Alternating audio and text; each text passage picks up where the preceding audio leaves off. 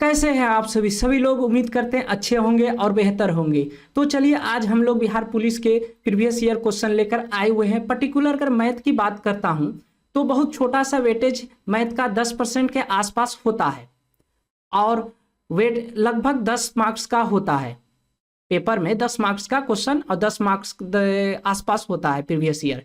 अगर मैं previous year analyse कराऊं तो आपको ये थोड़ा पता चलेगा कि मैं प्रीवियस ईयर देखकर ये डिस्कस कर सकता हूं कि हम तैयारी कर पाएंगे या नहीं। जो बच्चे शुरुआत कर रहे हैं तैयारी की, जिसने आज तक कोई किताब नहीं पढ़ी है, तैयारी बेहतर कीजिए हमारे ये सेशन के साथ।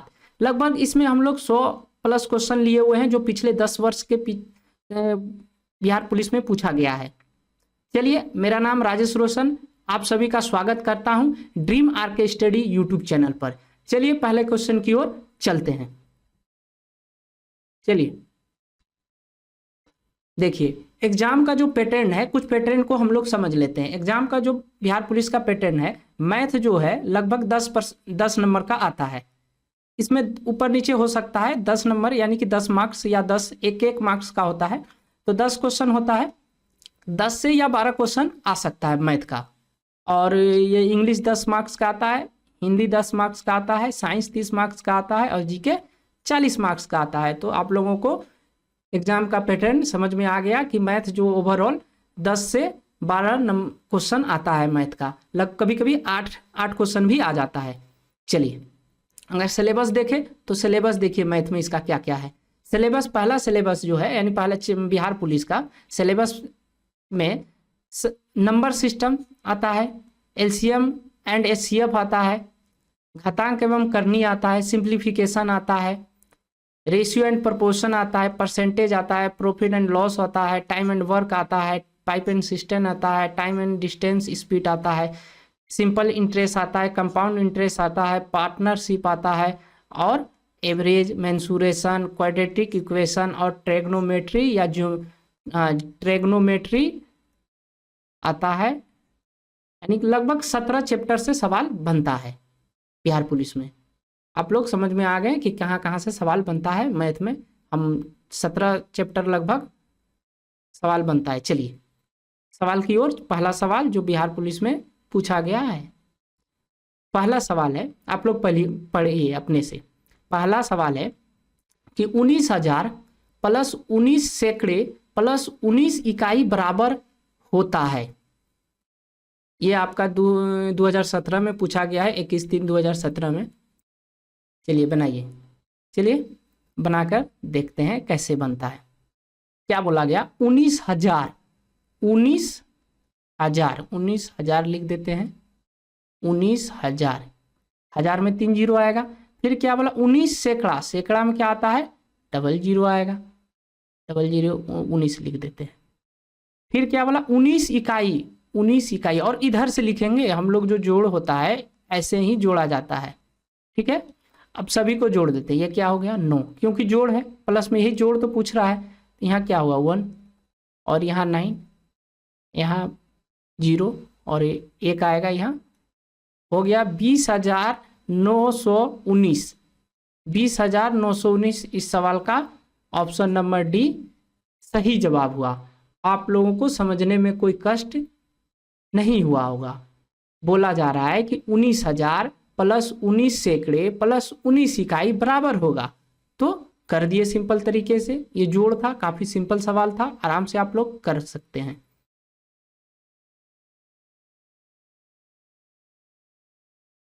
चलिए अगले सवाल की ओर चलते हैं।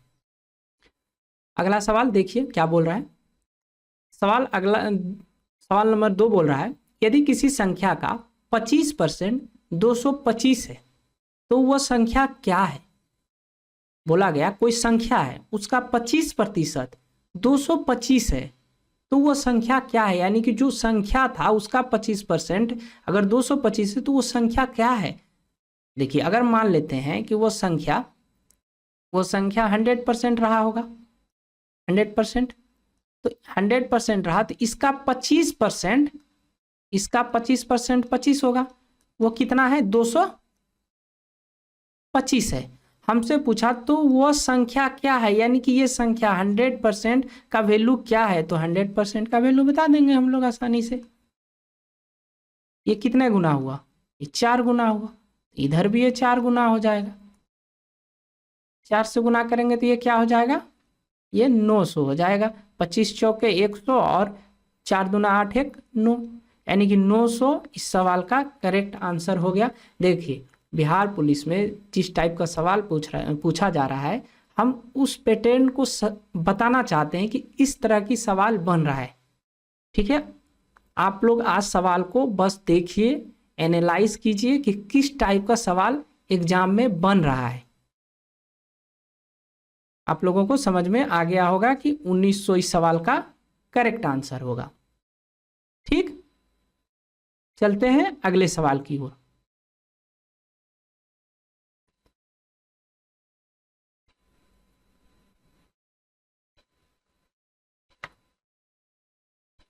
तीसरा सवाल किधर गया, चलिए 5वां सवाल कीजिए। तीसरा सवाल नहीं है, चलिए। एक खिलौने पर 12% छूट देने पर इसे 308 में बेचा जाता है। खिलौने का अंकित मूल्य है,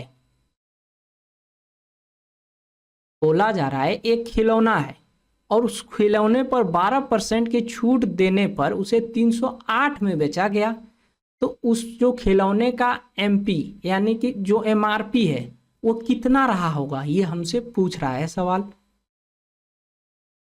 चलिए निकालते हैं कैसे होगा, सवाल को करते हैं हम लोग। मान लेते हैं कि जो एमपी रहा होगा वह 100 है। ठीक, अब इस पर वो 12% छूट दिया, तो 100 का 12% कितना हुआ, 12 ही हुआ, यानी वो 88 में उसको क्या किया, सेल कर दिया। तो 88% का वैल्यू हमको बता रखा है कितना, 308 है। ठीक, तो ये कितने गुना है, ये 88, देखिए कितने गुना है।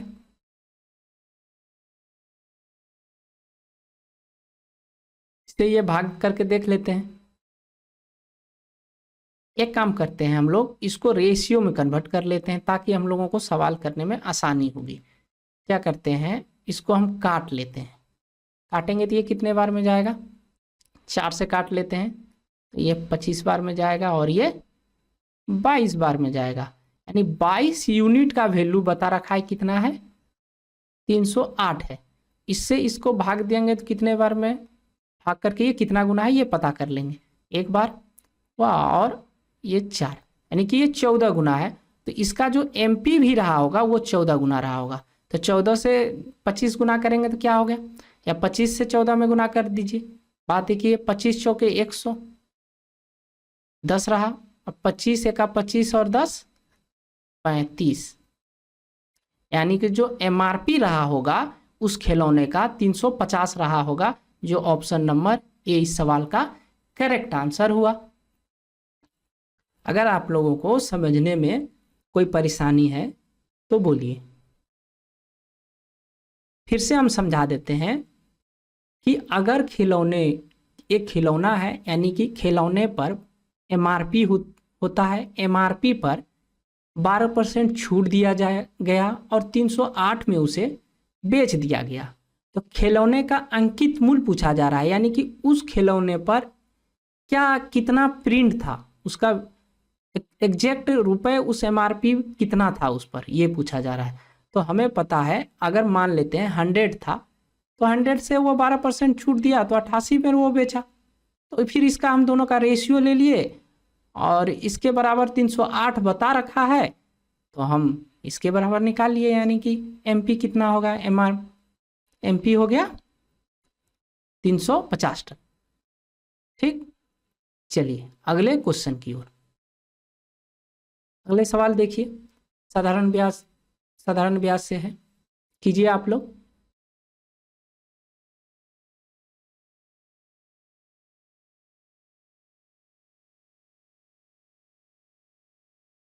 लगभग इस सेशन में हम लोग 100 क्वेश्चन लिए हुए हैं, कवर करेंगे 100 क्वेश्चन। अगर आप लोग ये पूरा सेशन अच्छे से देख लेते हैं तो आप लोग आराम से एग्जाम में 10 से 12 क्वेश्चन जो आएगी एग्जाम में वो आराम से कर पाइएगा, क्योंकि यहाँ से आपको ओवरऑल आइडिया चल जाएगा कि एग्जाम में पूछा क्या जा रहा है। क्योंकि पिछले 10 साल में जितने भी मैथ बिहार पुलिस में पूछा गया है सारा क्वेश्चन लेकर आए हुए हैं।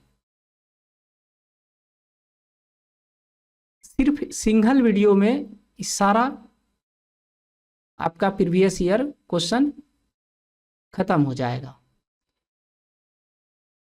चलिए करते हैं। बोला गया कि 4540 की राशि 8% प्रतिवर्ष की दर से 8 वर्षों में कितना ब्याज मिलेगा, ये पूछा जा रहा है। तो हमें पता है कि साधारण ब्याज का फॉर्मूला क्या होता है, यानी कि साधारण ब्याज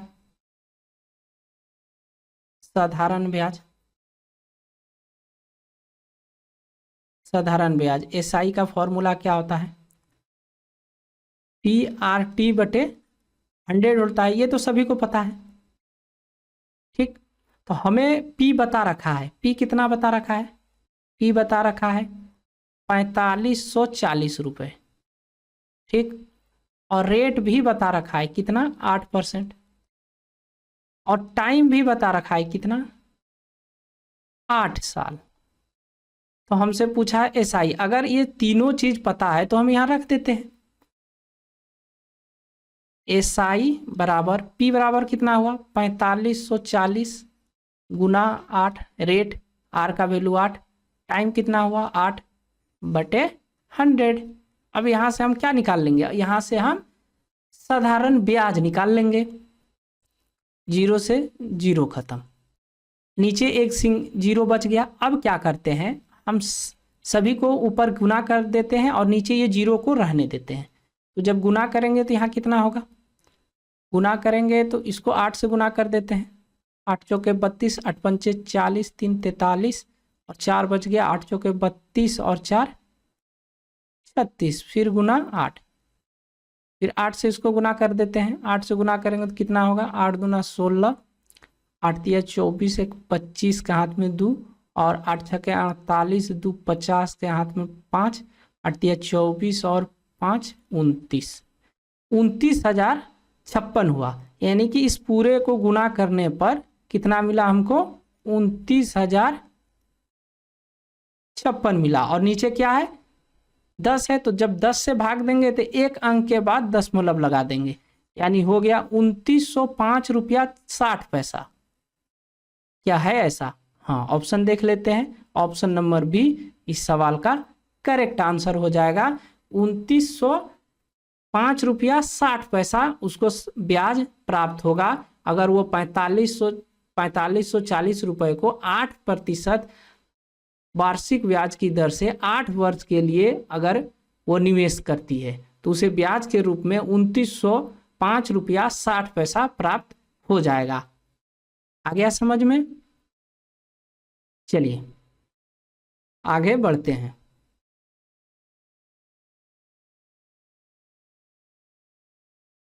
क्वेश्चन नंबर 7। क्वेश्चन नंबर 7 है,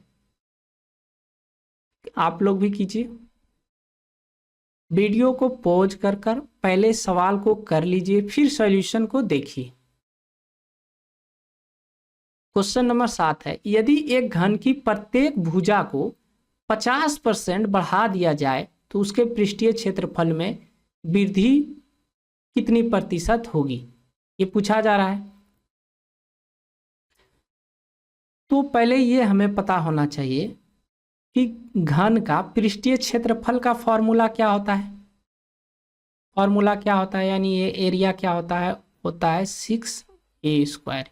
ये होता है घन का पृष्ठीय क्षेत्रफल का फॉर्मूला। लेकिन यहाँ फॉर्मूला कंसेप्ट तो लगेगा, लेकिन फॉर्मूला कंसेप्ट उतना यूज होगा नहीं। तो यहाँ क्या बोला 50% वृद्धि कर दिया गया, यानी कि अगर हम फ्रैक्शन वैल्यू देखें क्या हुआ 1/2, यानी अगर पहले 2 था तो 1 वृद्धि कर दिया गया। यही बोला जा रहा है कि 50% वृद्धि कर दिया गया। घन की प्रत्येक भुजा को 50% वृद्धि कर दिया गया। घन पहले 2 था तो 1 का वृद्धि हो गया तो 3 हो गया। तो ये सारा यूनिट में है तो इसको स्क्वायर कर देंगे। इसको अगर हम लिखेंगे तो इस तरह लिख सकते हैं हम लोग 6 गुना 2 का स्क्वायर। अगर इसका हम पृष्ठीय क्षेत्रफल निकालेंगे और इसका जब निकालेंगे तो यहाँ भी 6 × 3 का स्क्वायर। 6 से 6 खत्म, बच गया क्या 4:9। तो कितना % का वृद्धि हुआ क्षेत्रफल में? आप बोल दीजिएगा 5/4। 4 के रिस्पेक्ट में हुआ गुना 100। ये किससे काट देते हैं? 4 से काट देते हैं। ये कितने बार में? 25 बार में। कितना वृद्धि हुआ? 125%। इस सवाल का correct answer option number D हो जाएगा। ठीक, देखिए अगर आप ये नहीं भी कीजिएगा, आपको ये डायरेक्ट दिमाग में अगर रख सकते हैं तो अच्छी बात है। कैसे?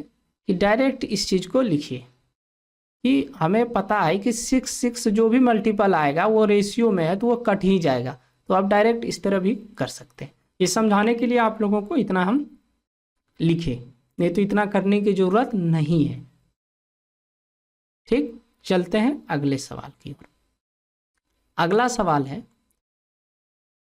चलिए 8 नंबर सवाल है, आप लोग भी कीजिए। प्रत्येक प्राकृतिक संख्या n के लिए n × n+5 हमेशा क्या है? ऑप्शन में है एक सम संख्या है, एक विषम संख्या है, 3 का एक गुणज है, 5 का गुणज है, क्या है? चलिए करते हैं। मान लीजिए n तो हमें पता नहीं है कि क्या है, तो हम मान लेते हैं 1 2 3 4। इस सारा रखकर देखते हैं कि किस प्रकार का संख्या निकल रहा है। तो इसमें अगर 1 रखेंगे तो 1 गुना, यहाँ 1 रखेंगे तो 1 और 5 क्या हो गया? 6 गुना किए क्या है? 6।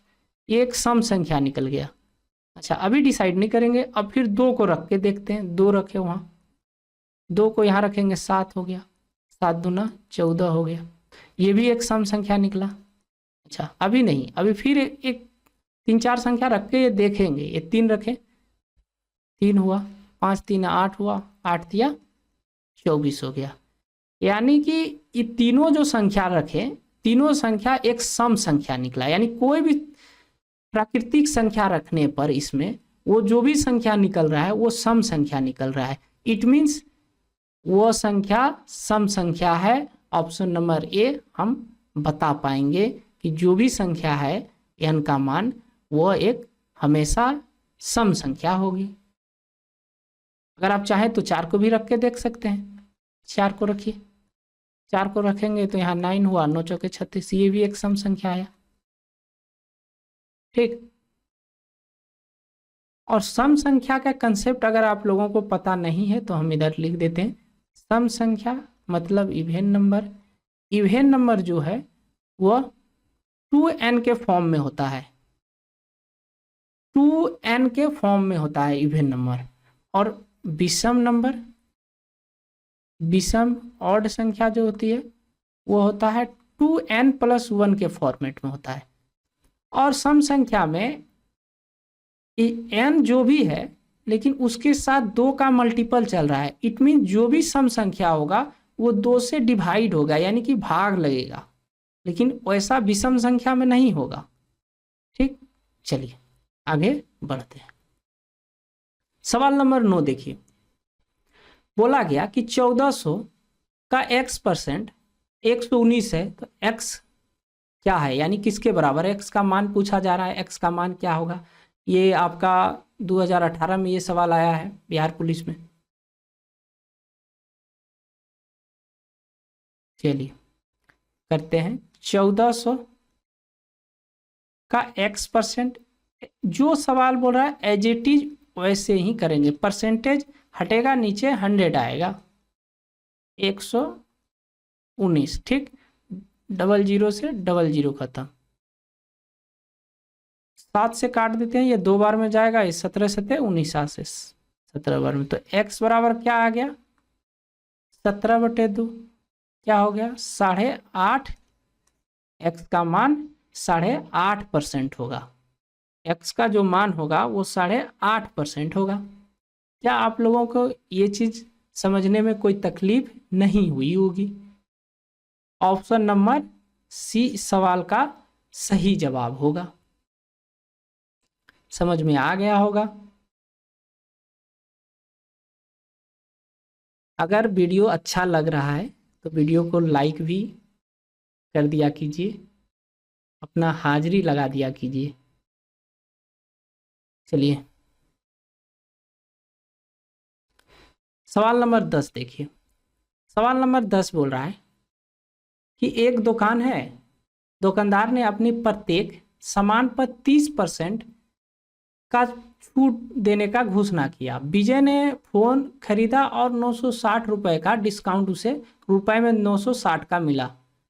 तो फोन का अंकित मूल्य क्या था? सेम इसी प्रकार का अभी नेक्स्ट एक सवाल किए हैं। यानी कि दुकानदार बोला कि अगर आप हमारे पास एक फ़ोन लेते हैं तो उस फ़ोन पर 30% का छूट मिलेगा। तो फ़ोन उसने लिया। जब उसने फ़ोन लिया तो उसने रुपए में अगर देख रहा है विजय तो 960 रुपए का छूट मिला, यानी कि 30% का ही वैल्यू 960 है। और पूछ रहा है जब हमें पता चल गया कि 30% का वैल्यू 960 है, 30% का वैल्यू 960 रुपए है, और हमसे पूछा है अंकित मूल्य क्या है यानी 100% का वैल्यू, तो 100% का वैल्यू निकाल लेंगे हम लोग। काफ़ी सिंपल सवाल है। 960 भागा 30 गुना 100, ये कितने बार में गया? 3 to 32 बार में गया। कितना आया? 3200 रहा होगा उसका एमआरपी, यानी फोन का कीमत 3200 रहा होगा। ऑप्शन नंबर बी इस सवाल का करेक्ट आंसर होगा। ठीक,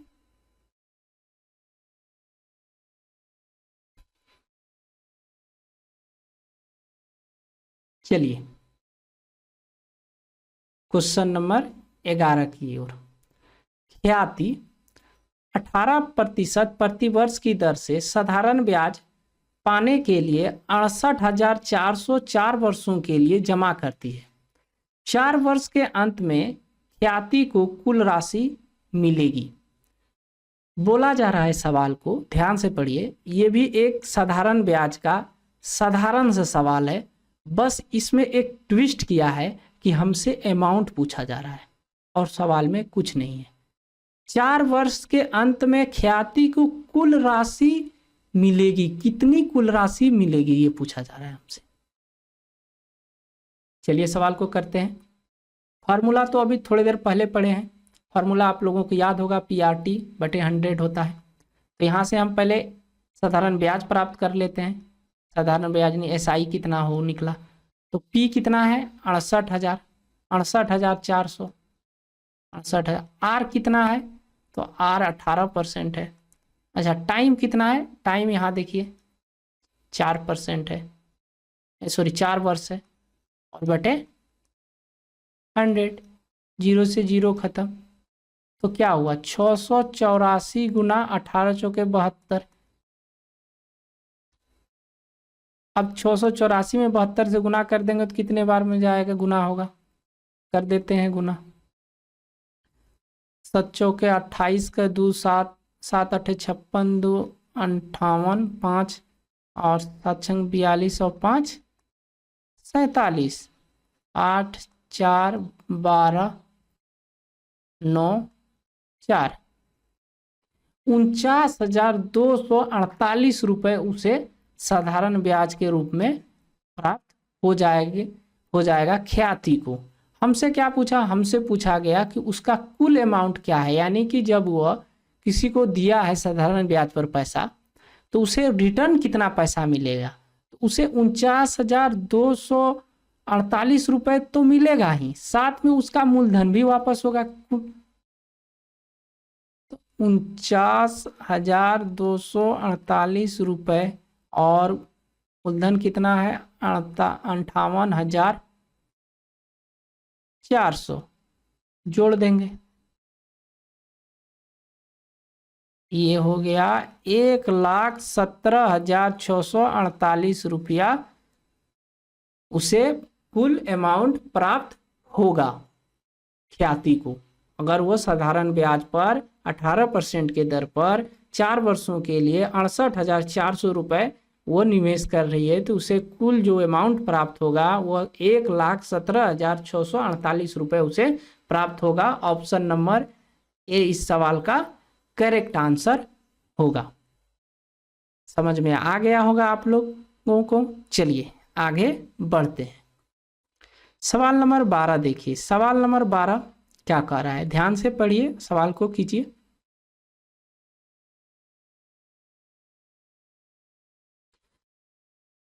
दस मार्क्स का आता है, 10 से 12 मार्क्स आपके बिहार पुलिस से एग्जाम में। अगर आप कर लेते हैं सारा प्रीवियस ईयर तो आपको ओवरऑल ये आइडिया चल जाएगा कि एग्जाम में किस टाइप का प्रश्न बन रहा है।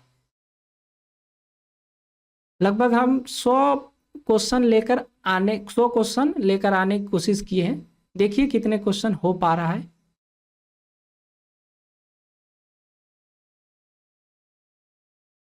चलिए सवाल है कि एक वृत्ताकार पहिया की त्रिज्या 1.75 मीटर है, तो 11 किलोमीटर की दूरी तय करने में ये कितने चक्कर लगाएगी। तो पहिए का जो है वो परिधि कितना होता है, क्या होता है पहिए की परिधि, 2πr होता है परिधि। पहिए की परिधि, अगर यही तो परिधि जो है, यही परिधि चलेगा, यही तो दूरी तय करेगा। अगर ये यहाँ से चलना चालू करेगा, ये मान लीजिए 11 किलोमीटर है, तो जितना इसका बड़ा परिधि होगा वो उतना ये इस पर चलेगा। ठीक, चलिए सवाल को करते हैं, इसको मिटा देते हैं।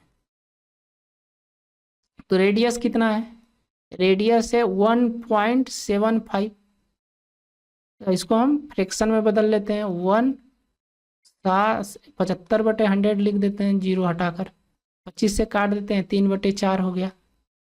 इसको क्या हो गया, 4 से गुना करेंगे, 1 में 4 और 3 7, 7/4 मीटर हो गया इसका रेडियस। 11 किलोमीटर है, तो किलोमीटर को क्या करते हैं हम, मीटर में 1000 से गुना करके बदल देते हैं। मीटर में क्यों बदले, क्योंकि इसका जो रेडियस है वो मीटर में है, इसीलिए बदले। n चक्कर लगाएगा, उसका परिधि क्या होगा 2πr, r का वैल्यू क्या है, तो पाई का मान भी रख देते हैं 22/7, r का मान कितना है 7/4, 7 से 7 खत्म, 2 से 2 खत्म, 2 से 11 और 11 से 11 खत्म। n बराबर क्या हो गया 100, 1000 चक्कर उसने लगाएगा, तब वो 11 किलोमीटर की दूरी तय कर पाएगा। समझ में आ गया। चलिए सवाल नंबर 13, सवाल नंबर 13 में ये बोल रहा है कि 3 अंकों की सबसे बड़ी अभाज्य संख्या क्या है। देखिए अगर ये आपको पता है तो आप तो बता पाइएगा, अगर आपको पता नहीं है तो आप नहीं बता पाइएगा।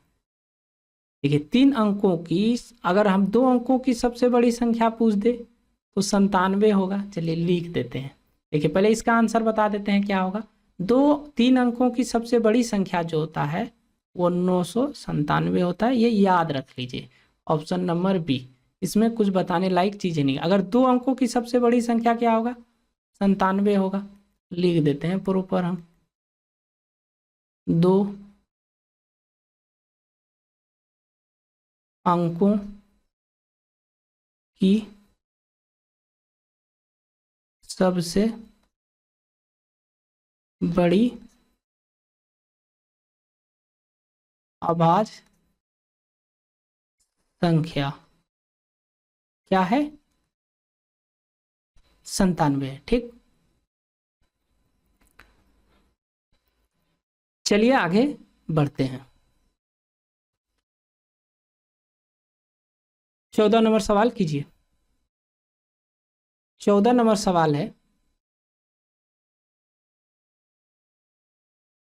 भूमि ने अपनी मासिक आय का 14% अर्थात ₹3675 म्यूचुअल फंड यानी एमपी एमएफ में निवेश किया, एमएफ में निवेश किया, तो उसका मासिक आय क्या है, मंथली इनकम क्या है, ये पूछा जा रहा है कि उसका मंथली इनकम कितना है।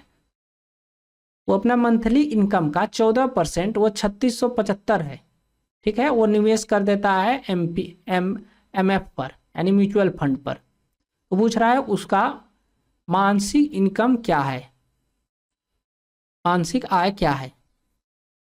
चलिए, जब वो 14% वो निवेश कर रहा है अपने पूरे मंथली इनकम का, तो वो 3675 रुपये हो रहा है, ठीक। तो वो अपना इनकम कितना हो रहा होगा उसके, तो 100% रहा होगा। तो कैसे पता करेंगे, इसी तरह प्राप्त कर लेंगे कि 3675 में 14 से भाग कर देंगे और 100 से गुना कर देंगे, ठीक। इसको इससे काट देते हैं कितने बार में, 50 बार में, ये 7 बार में, 7 से इसको काट देते हैं, 7 पचे 35, 7 दूना 14, 7 पचे 35।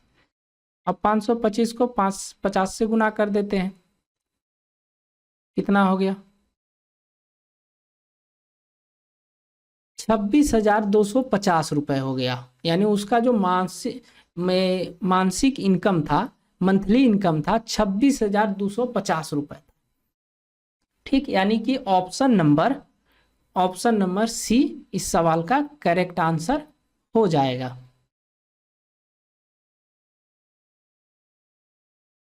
चलिए अगले सवाल की ओर चलते हैं। 15 नंबर सवाल टाइम एंड वर्क से है, चलिए कीजिए। ए और बी एक काम को 2 दिनों में कर सकते हैं। यदि ए बी की तुलना में दुगुना कुशल है तो उसी काम को बी अकेले कर सकता है, ठीक।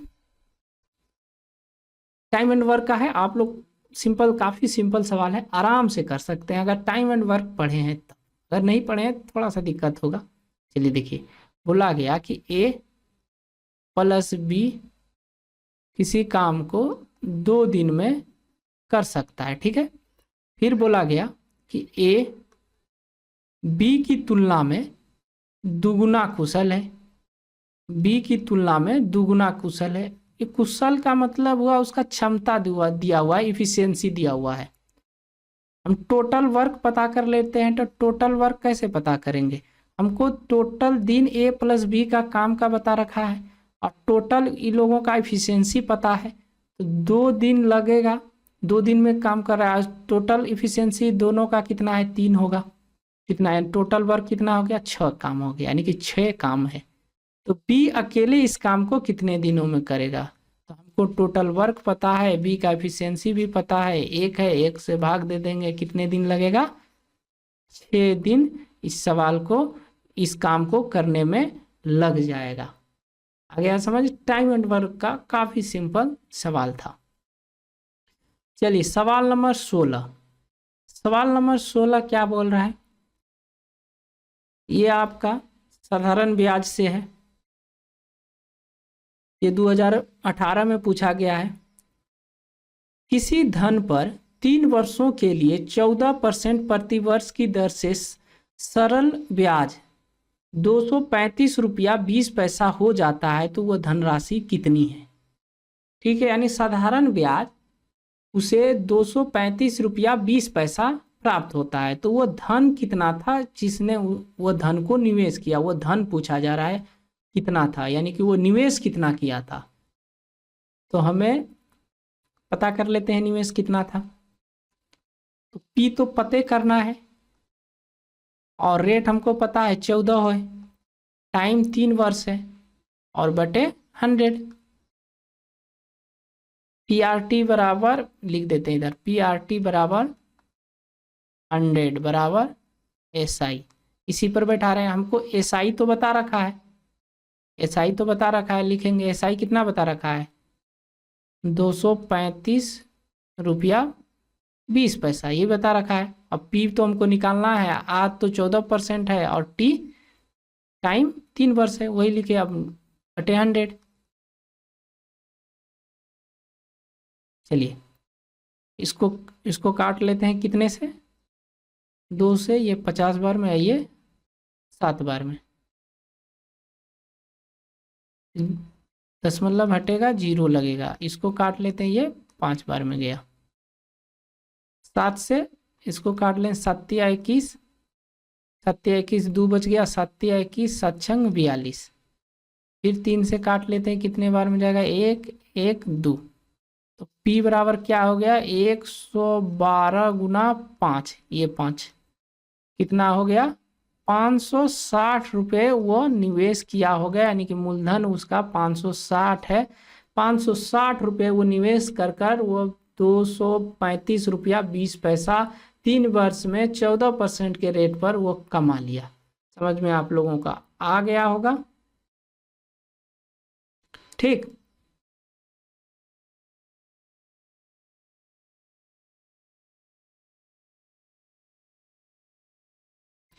चलिए,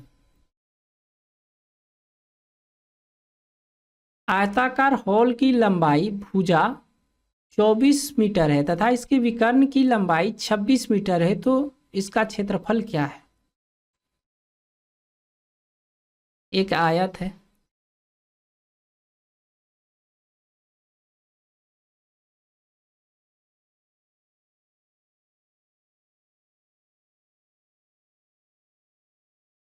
एक आयत ये है, आयत की जो लंबाई है वो 24 मीटर बता रखा है, उसका विकर्ण भी बता रखा है, कितना है, 26 मीटर है। और हमसे पूछा जा रहा है उसका क्षेत्रफल, तो आयत का क्षेत्रफल का फॉर्मूला क्या होता है, यानी कि उसका याद रख लेते हैं, आयत का क्षेत्रफल क्या होता है, लंबाई गुना चौड़ाई होता है। तो हमें तो लंबाई पता है, चौड़ाई पता नहीं है, और हमें पता है कि आयत में जो एंगल बनता है वो 90 डिग्री बनता है। जब 90 डिग्री बनेगा तो यानी यहाँ ट्रिपलेट हम लगा सकते हैं। तो ट्रिपलेट लगाने के लिए क्या करना होगा, यानी कि 26 हुआ एच और ये हुआ बी और पी निकालना है। इसको 2 से काट देते हैं, 2 से काटेंगे, ये 13 बार में, ये 12 बार में। तो ध्यान आ गया कि 5 12 13, तो जब ये 2 से काटे हैं तो ये 2 से गुना होगा, यानी कि 10, यानी यहाँ 10 रहा होगा। तो अब हमें पता चल गया कि इसका लंबाई भी पता चल गया कि नहीं, चौड़ाई भी पता चल गया, कितना 10।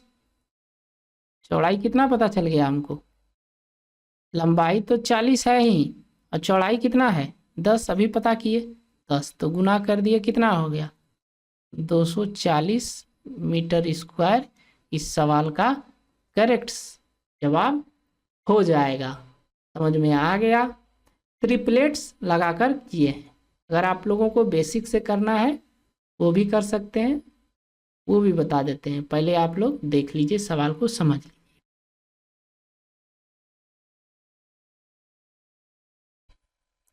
चलिए सब मिटा देते हैं, एक बार अच्छा से आप लोगों को समझा देते हैं।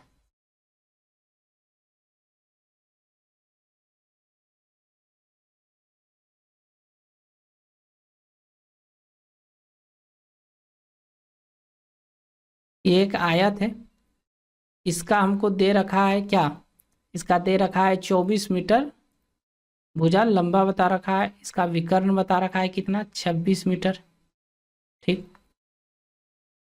अब हम यहाँ क्या करेंगे, यहाँ पर पाइथागोरस थ्योरम का सहारा लेंगे, और नहीं तो हमको पता है कि आयत का विकर्ण बराबर फॉर्मूला पता होगा तो आराम से कर ले पाइएगा। तो आयत का विकर्ण बराबर लिख देते हैं, आयत की अच्छा से,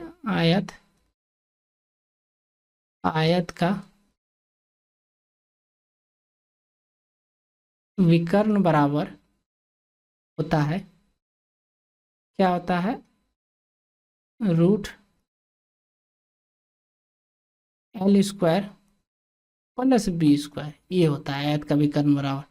तो विकर्ण तो बता रखा है कितना है 26, लंबाई भी हमें पता है कितना है, लंबाई 24 का स्क्वायर होगा, और चौड़ाई पता नहीं है कितना है।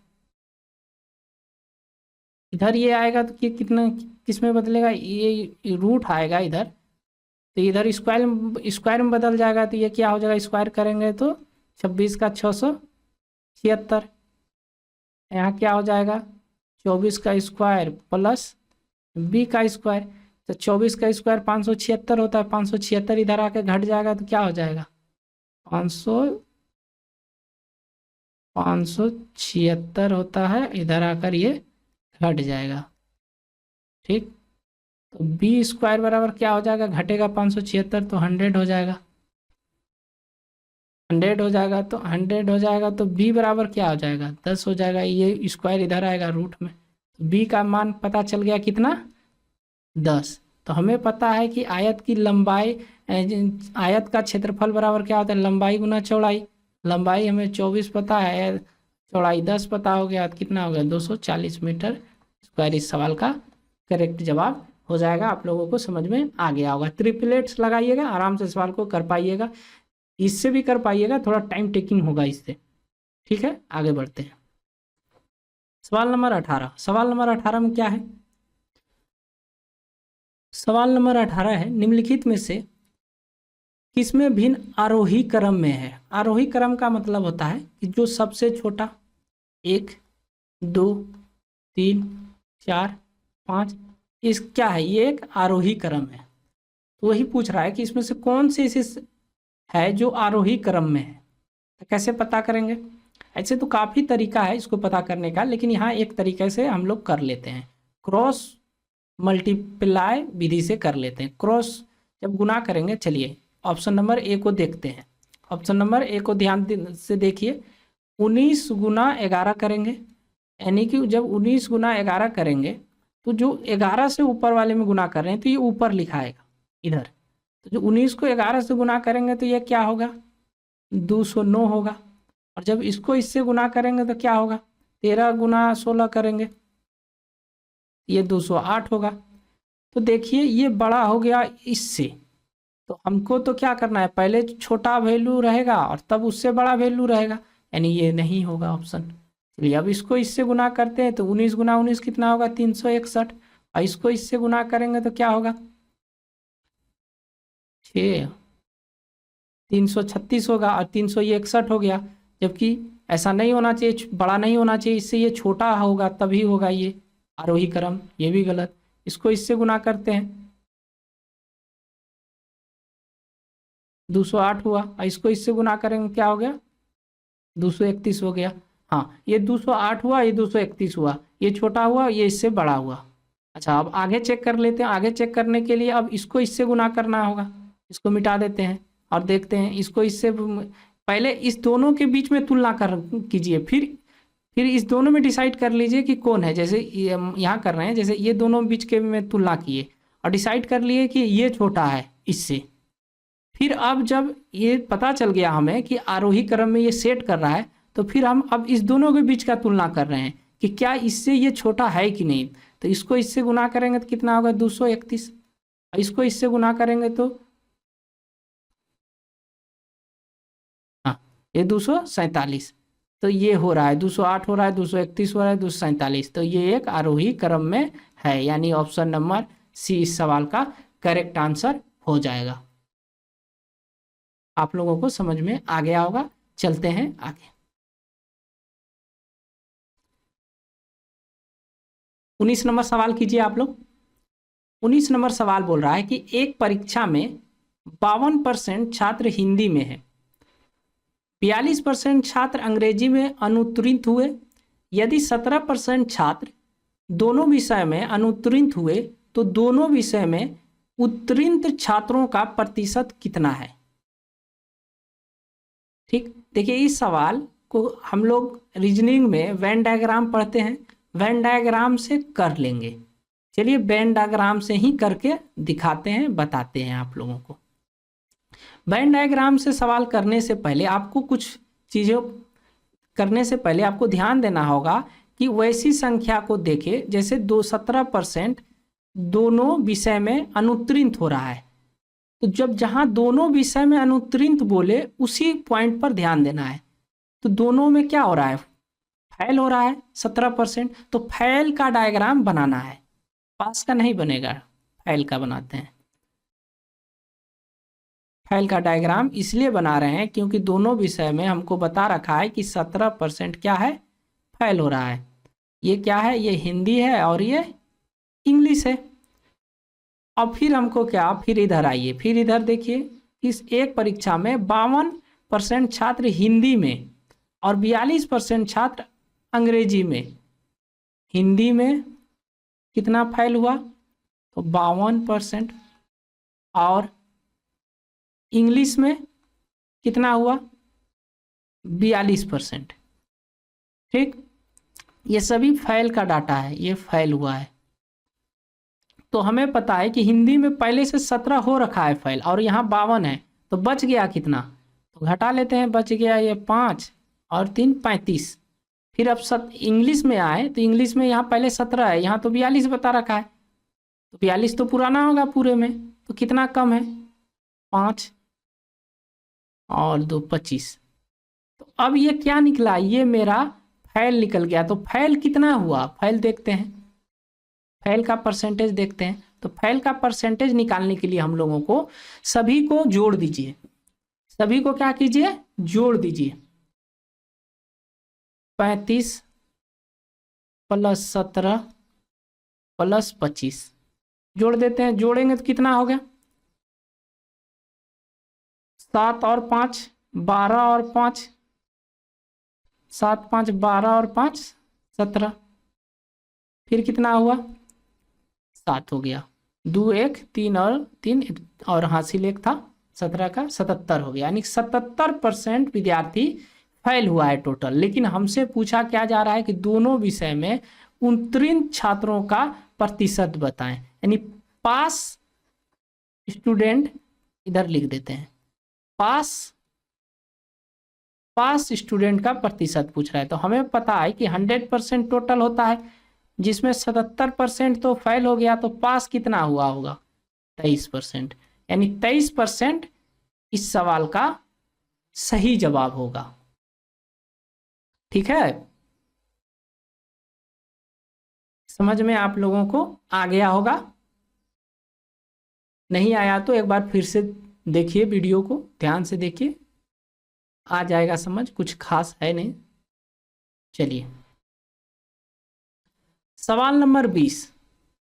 सवाल नंबर 20 है, ए द्वारा किसी काम को करने की गति बी से आधी है और ए तथा बी किसी काम को मिलकर 18 दिन में पूरा कर सकते हैं, तो ए अकेले उसे पूरा करेगा, यानी उसी काम को एक कितने दिनों में पूरा करेगा, ये पूछा जा रहा है कि ए अगर अकेला काम करे तो कितने दिनों में पूरा करेगा। ठीक है, चलिए करते हैं।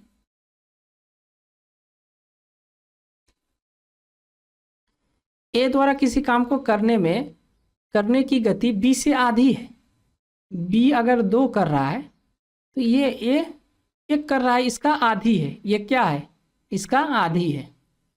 ठीक, तो ये जो आधी है काम करने का स्पीड, यही तो इफिशियंसी है इसका, यही तो इसका क्षमता है। ये 2 काम कर पा रहा है उतने ही टाइम में, और वो उतने ही टाइम में ये 1 काम कर पा रहा है। तो हम यहाँ से, और हमको ये भी बता रखा है कि ए प्लस बी जो है अगर काम करे तो वो 18 दिन में काम को कर लेगा। तो हम लोग यहाँ से क्या करेंगे, टोटल वर्क पता कर लेंगे। टोटल वर्क कैसे पता होगा, टोटल दिन ए प्लस बी का, और टोटल एफिशिएंसी कितना हो गया, 3 हो गया, 1 और 2 3, तो कितना हो गया, 54 काम हो गया। हमसे पूछा क्या गया, हमसे पूछा गया ए अकेले काम कितने दिनों में करेगा। हमको टोटल वर्क पता हो गया 54 है, ए का एफिशिएंसी पता है 1 है, 1 से भाग दे देंगे, 54 दिन हो जाएगा। इस सवाल का करेक्ट आंसर है 54 दिन। ऑप्शन नंबर ए इस सवाल का सही जवाब।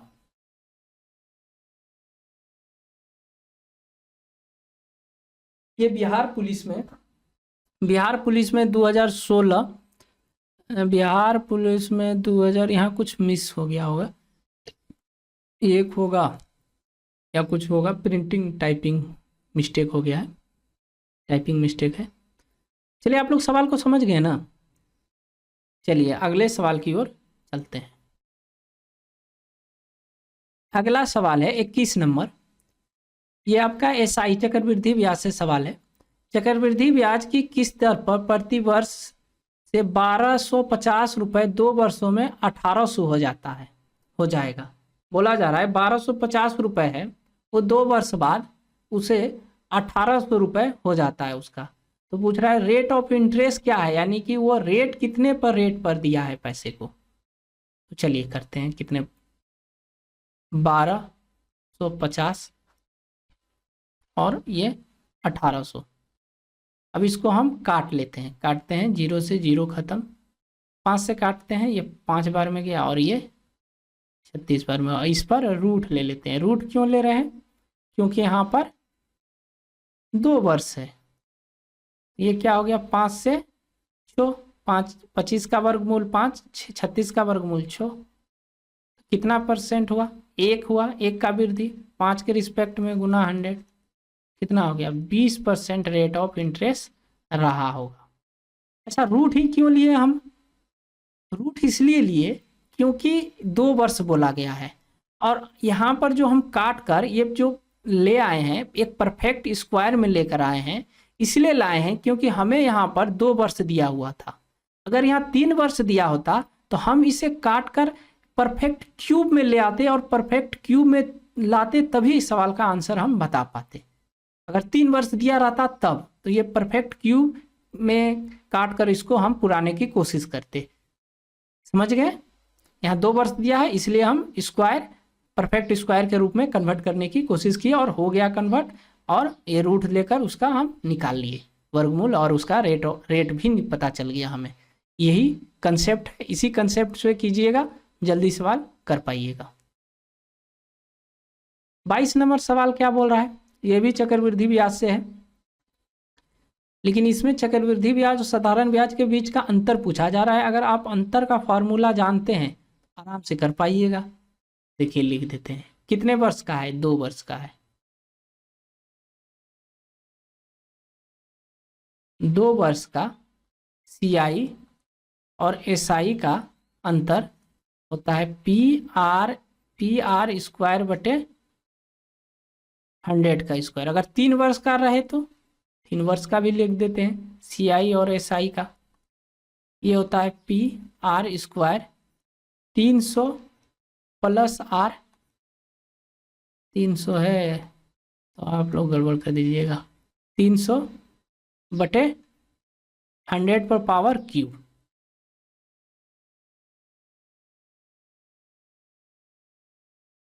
ये हो गया 2 वर्ष के लिए ऊपर वाले हुआ, 3 वर्ष के लिए नीचे वाले हुआ। तो अभी हम लोगों को कौन सा लगाना होगा, 2 वर्ष दिया हुआ है तो 2 वर्ष यानी ऊपर वाला लगाएंगे। समझ में आ गया, चलिए इसको हम मिटा देते हैं नीचे वाले को, क्योंकि ये 3 वर्ष का था। ठीक,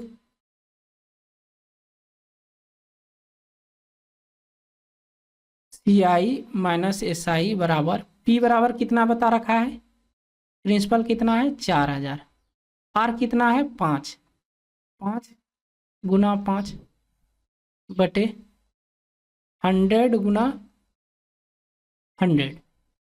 ठीक, 0 से 0 खत्म, 1 0 से 1 0 ये खत्म। ऊपर गुना कर लेते हैं, 25 गुना 5 गुना 5 25 और गुना 4 100, 100 बटे कितना 10, कितना हो गया 10, यानी कि जो हुआ 10 रुपए का चक्रवृद्धि ब्याज और साधारण ब्याज का बीच का अंतर 10 रुपए होगा। आगे आप लोगों को समझ में ये कंसेप्ट, ये फॉर्मूला, अगर आप लोगों को ये फॉर्मूला अगर याद है तो आराम से कर पाइएगा। अगर फॉर्मूला याद नहीं है तो थोड़ा सा दिक्कत होगा करने में। एक और कंसेप्ट है, वो कंसेप्ट वो भी सिखा देते हैं आप लोगों को, चलिए वो भी सीख लीजिए। आ गया ध्यान में तो वो भी बता देते हैं, इसको मिटा देते हैं।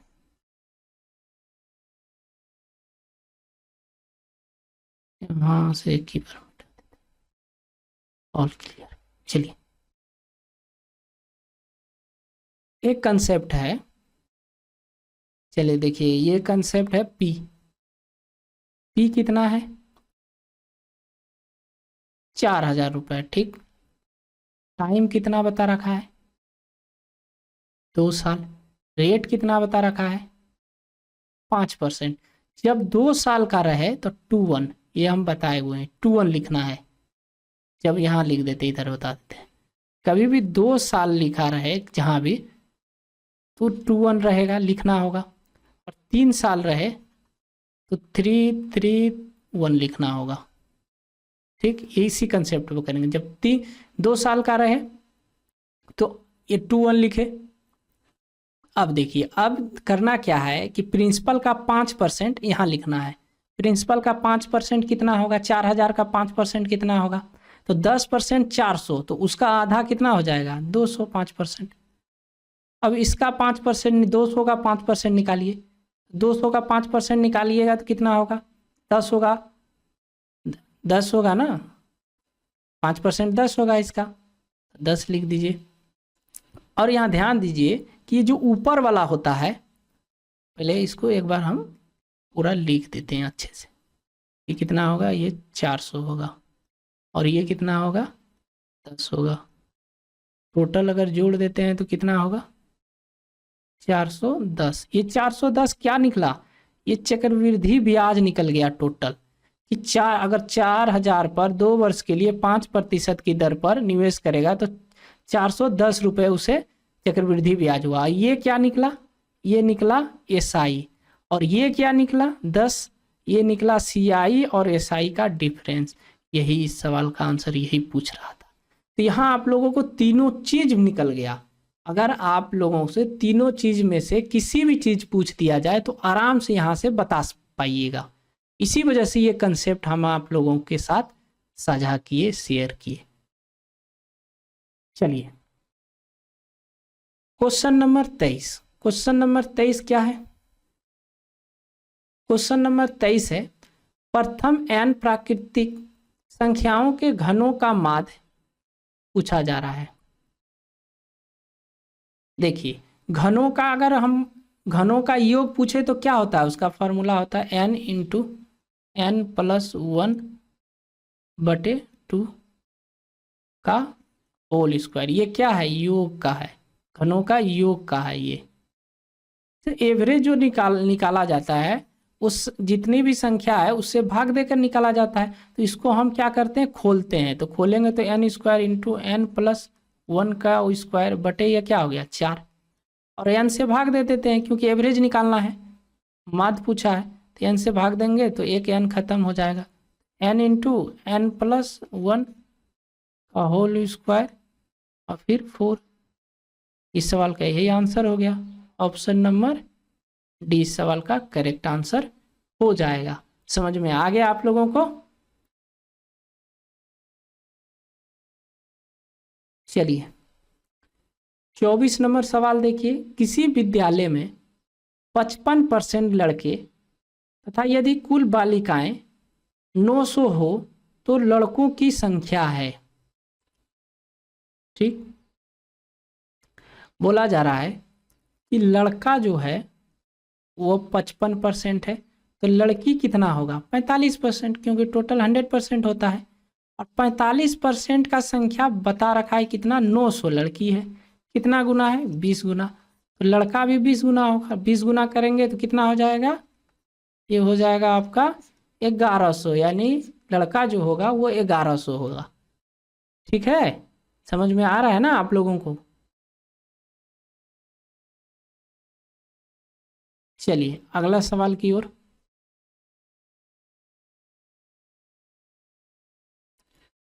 सवाल नंबर 25 देखिए, सवाल नंबर 25 क्या बोल रहा है कि 18 आदमियों और 12 औरतों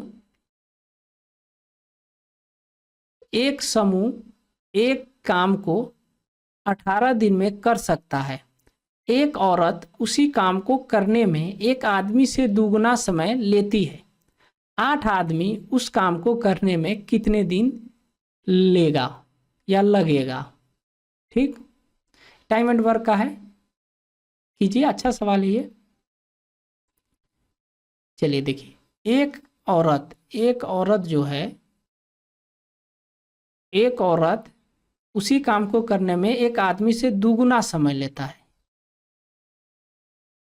एक औरत उसी आदमी से दुगुना समय लेता है, यानी कि, और पुरुष अगर एक दिन लेता है तो औरत क्या लेती है, 2 दिन लेती है एक टाइम। अच्छा, इस लोग का इफिशियंसी तब कैसे निकालेंगे, तो टाइम का उल्टा करने पर इस दोनों का एफिशिएंसी पता चल जाएगा। इनएफिशिएंसी मेन का जो हुआ 2 हुआ, वुमेन का 1 हुआ। ठीक, चलिए आगे बढ़िए। 18 आदमी प्लस 12 औरतें इस काम को 18 दिन में कर लेगा। फिर बोला इसी काम को 8 आदमी कितने दिनों में करेगा, पता नहीं, टी दिनों में टाइम को पता करना है। अच्छा, एम यहाँ रख देंगे, एम का मान क्या है 2 है, तो यहाँ 2 36 हो जाएगा, 2 को रखेंगे 18 गुना 36 प्लस डब्लू क्या है 1 है, तो 1 यहाँ रखेंगे तो 12 हो गया, और ये कितना है, ये 18 हो गया। सबको यहाँ पर जोड़ देते हैं, तो 36 और 12 कितना हो गया 48, 48 लिख देते हैं बराबर 8 गुना मेन कितना है 2, तो 2 रखेंगे तो क्या हो जाएगा 16 हो जाएगा, 16 लिख देते हैं गुना टाइम टी, तो निकालना है 16 48, तो टी बराबर क्या हो गया 18 54 दिन लगेगा। 54 दिन है, हाँ 54 दिन, ऑप्शन नंबर डी इस सवाल का करेक्ट आंसर हो जाएगा। समझ में आ रहा है ना, आ रहा है तो वीडियो को लाइक कीजिए, अपने दोस्तों के पास शेयर कीजिए।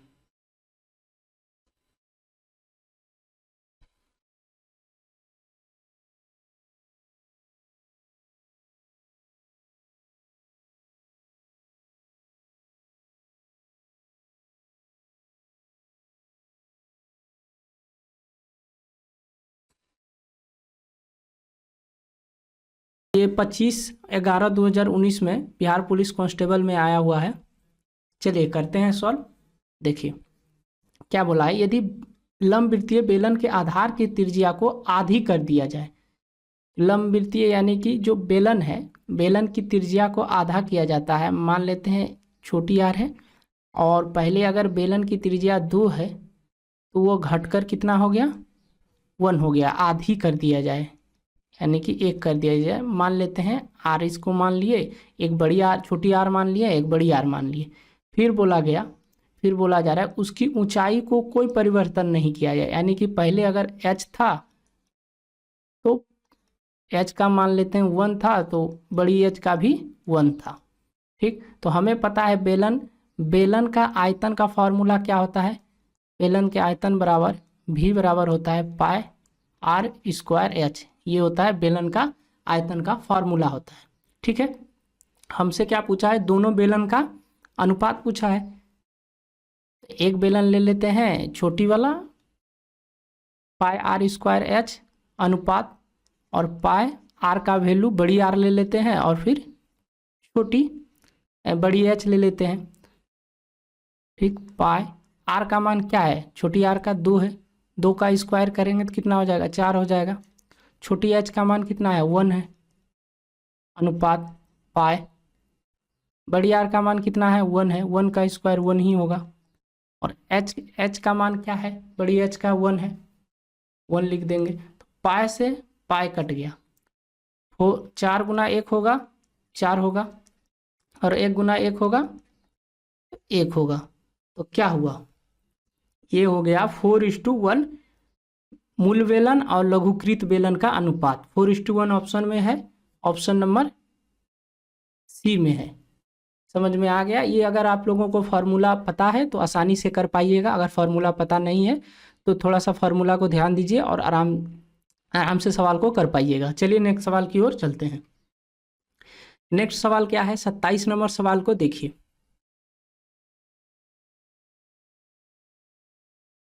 27 नंबर सवाल है, एक घन के आयतन में अनुमानित परिवर्तन क्या होगा जिसकी एक भुजा x मीटर है तथा उसमें 3% की वृद्धि होती है। ठीक है, एक घन है और उसमें जो भुजा है वो x मीटर है, उसमें जो 3% की वृद्धि होती है, यानी उसकी भुजा में 3% की वृद्धि होती है, तो पूछा जा रहा है उसका आयतन में लगभग कितना % का वृद्धि होगा, परिवर्तन होगा। ठीक, यानी भुजा बता रखा है, ए बराबर कितना बता रखा है x मीटर, यही बता रखा है, ए बराबर x मीटर है।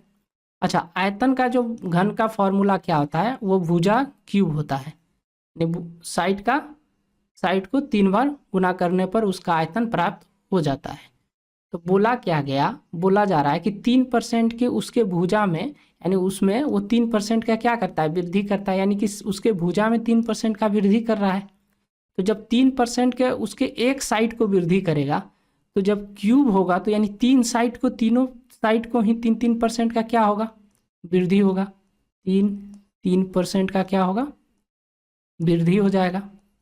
ठीक, जब वृद्धि होगा तो हम इस दोनों का अब देखेंगे क्या होगा। इस दोनों को सॉल्व करेंगे तो इस दोनों को सॉल्व करने के लिए क्या, a plus B plus A by A B into A B बटे 100, इस पर ये रख लेंगे तो इसको यहाँ 3 रखेंगे, 3 क्या होगा 6 होगा, 3 गुना 3 9 होगा, ये जाएगा यानी कि ये 6 10 होगा।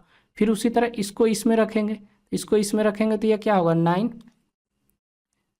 इसको कर लीजिएगा आप लोग यहाँ रखकर 9.27% होगा। ठीक, तो हमसे पूछा गया है कि वो उसमें मूल परिवर्तन क्या हो गया, तो ये 100 में हुआ तो इसमें 100 से भाग दे देंगे, 100 से भाग देंगे तो ये कितना हो जाएगा, ये हो जाएगा 0.27%, ये हो जाएगा। तो ये लगभग पूछा है तो ये लगभग x का ये कितना गुना हुआ, तो ये इतना गुना हुआ, d गुना हुआ, ये 0.09% होगा। सॉरी, यहाँ एक 0 और लग जाएगा, यहाँ 0.09% होगा, वृद्धि हुआ उसके मूल आयतन से। ठीक, समझ में आ गया। चलिए आगे बढ़ते हैं। 28 नंबर क्या सवाल बोल रहा है, बोल रहा है निम्न में से कौन सी शून्य को नहीं दर्शाता है, यानी कौन सी ऐसी इसमें जो ऑप्शन है वो शून्य नहीं बनाता है, यानी कि कुछ दूसरा बना रहा है, शून्य नहीं बनाता है वो। तो हमें पता है, क्या पता है हमें, कि अगर कोई भी संख्या में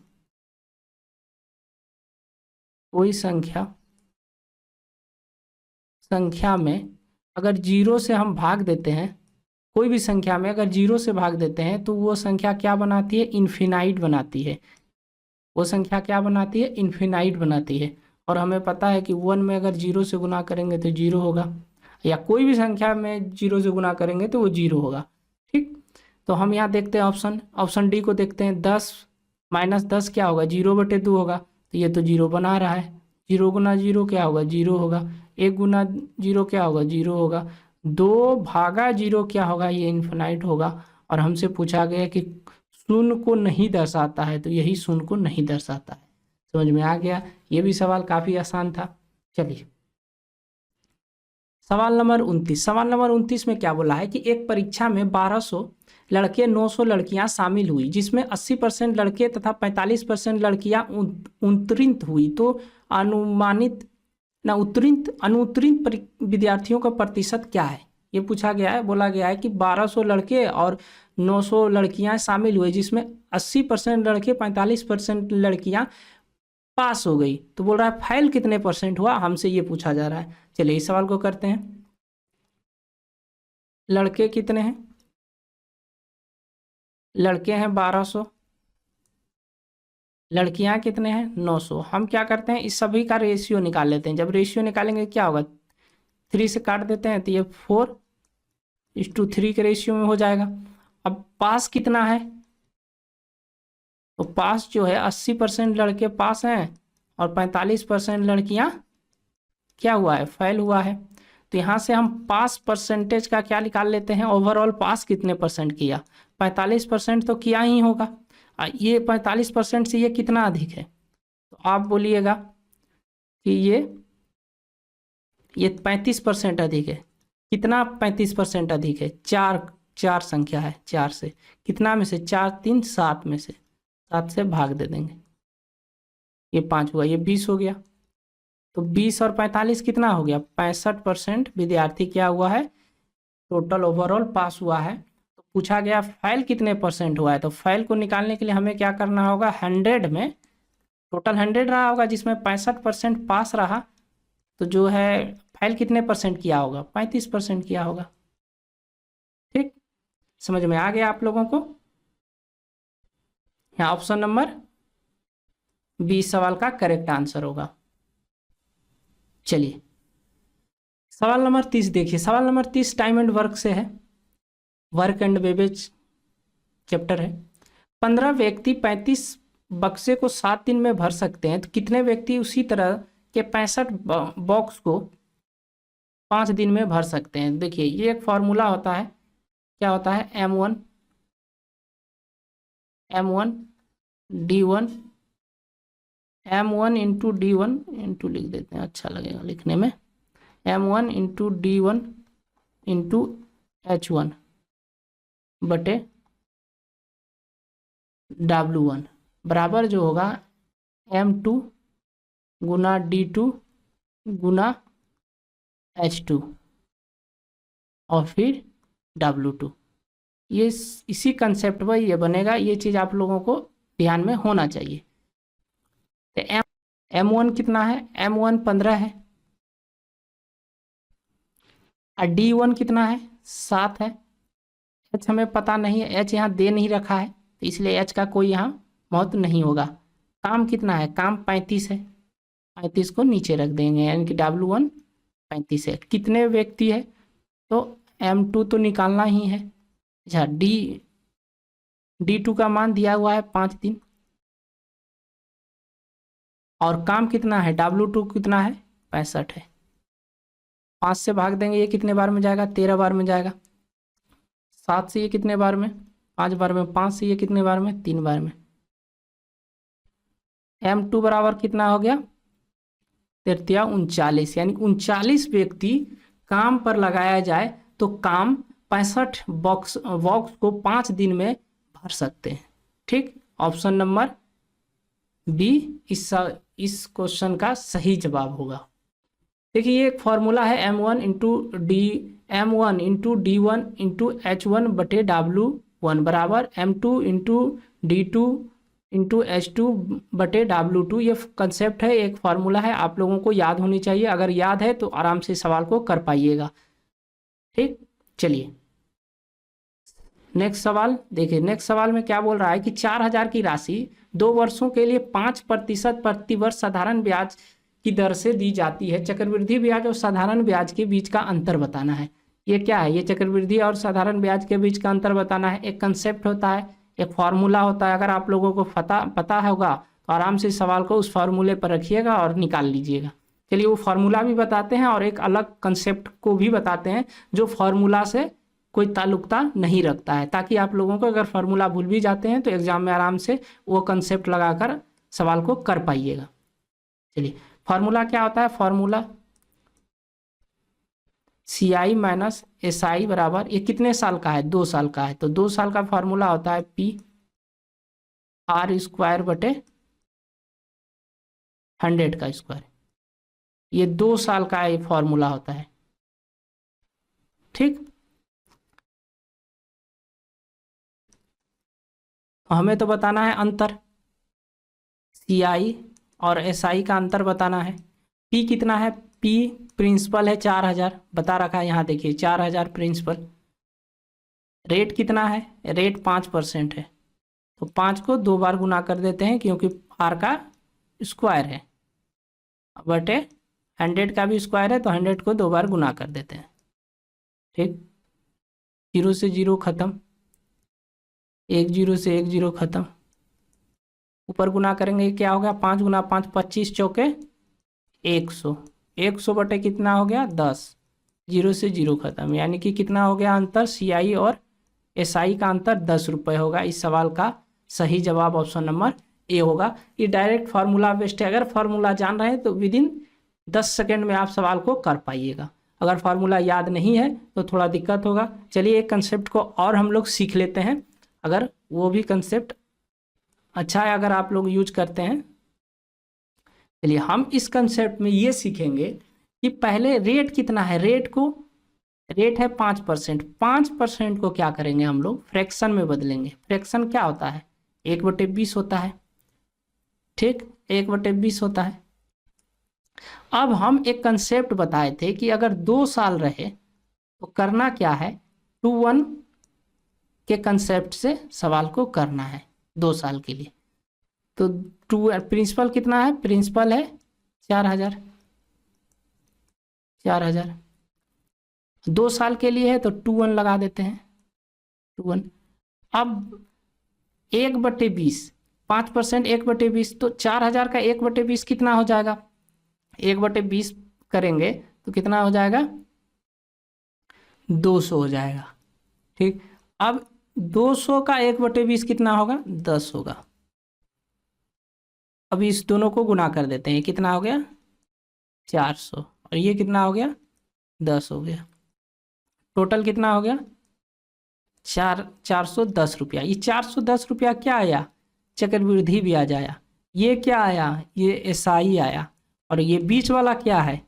सीआई और एसआई का अंतर। तो यही तो हमसे पूछा गया है, सीआई और एसआई का अंतर। इस तरीके से होगा क्या कि आप एसआई भी निकाल सकते हैं, सीआई भी निकाल सकते हैं, और एसआई और सीआई का अंतर भी निकाल सकते हैं, इस तरीके से।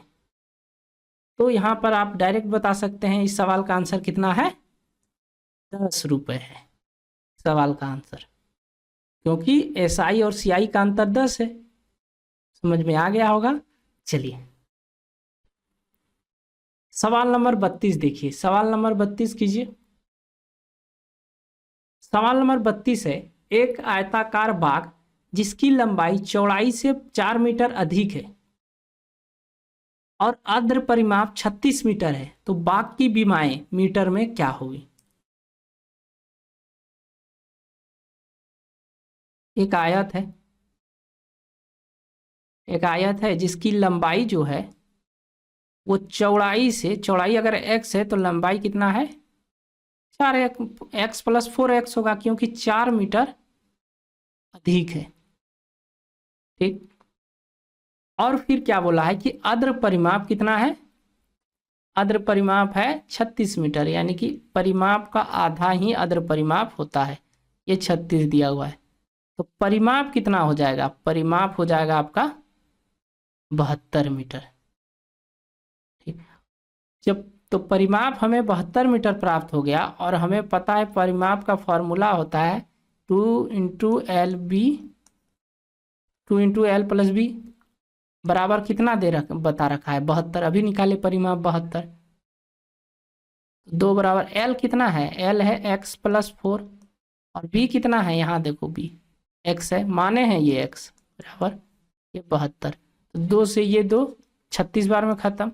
तो x और x क्या हो गया? 2x + 4 बराबर ये कितना हो गया? 36। तो x बराबर ये 4 इधर जाएगा तो कितना होगा? 32, और 2 इधर भाग जाएगा तो कितना होगा? 16 मीटर होगा। तो x बराबर क्या निकल गया? 16 मीटर। तो लंबाई कितना हो गया? लंबाई तो x + 4 है, तो x का मान 16 यानी कि 20 हो गया, और b कितना हो गया? 16 मीटर। तो L जो है 20 मीटर हो गया, और चौड़ाई 16 मीटर हो गया, जो ऑप्शन नंबर डी सवाल का सही जवाब होगा। समझ में आ गया आप लोगों को?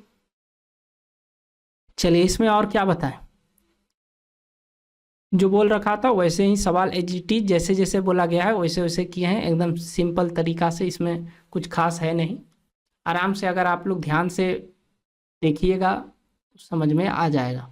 ठीक है, चलिए 33 नंबर सवाल बोल रहा है कि एक पूर्ण घन संख्या प्राप्त करने के लिए 68,600 को 600 का किस सबसे छोटी संख्या से गुना किया जाना चाहिए जो एक पूर्ण घन बन जाए, ये बोला गया है। हालिका अगर ऐसे बोला जाए कि कौन से संख्या से गुना किया जाए, तो ऐसा बहुत सा संख्या है जिससे गुना करने पर वो हो जाएगा, लेकिन हमसे यहाँ एक कंडीशन लगा दिया गया है कि वो छोटी से छोटी संख्या होनी चाहिए, सबसे छोटी संख्या होना चाहिए। चलिए करते हैं सवाल को। 6,600 6,600 को क्या करते हैं? 6,600 को तोड़ते हैं, लिखते हैं क्या? 343 गुना 200 लिख सकते हैं। ठीक है, अच्छा ऐसा ही क्यों लिखे? इसीलिए लिखे क्योंकि हमें पता है कि 343 ये 7 का क्या होता है? क्यूब होता है, इसलिए हम इस तरह से लिखे।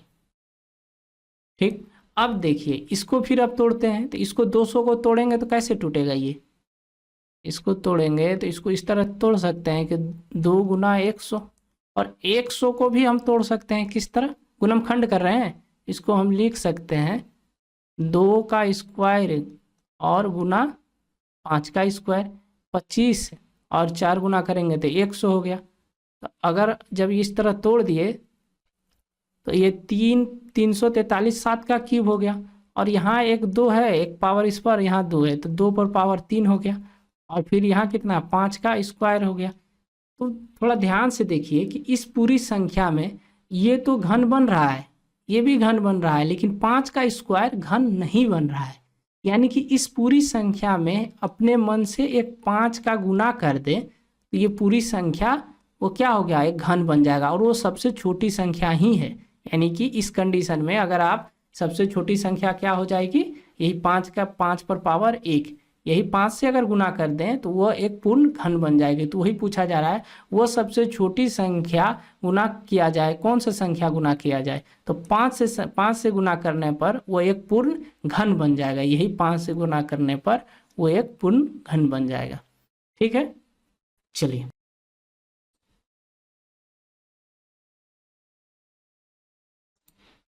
सवाल नंबर 34 है, रितु किसी सैलरी रितु की सैलरी नीतू की सैलरी से 50 मीटर अधिक है, 50% 34 नंबर सवाल देखिए।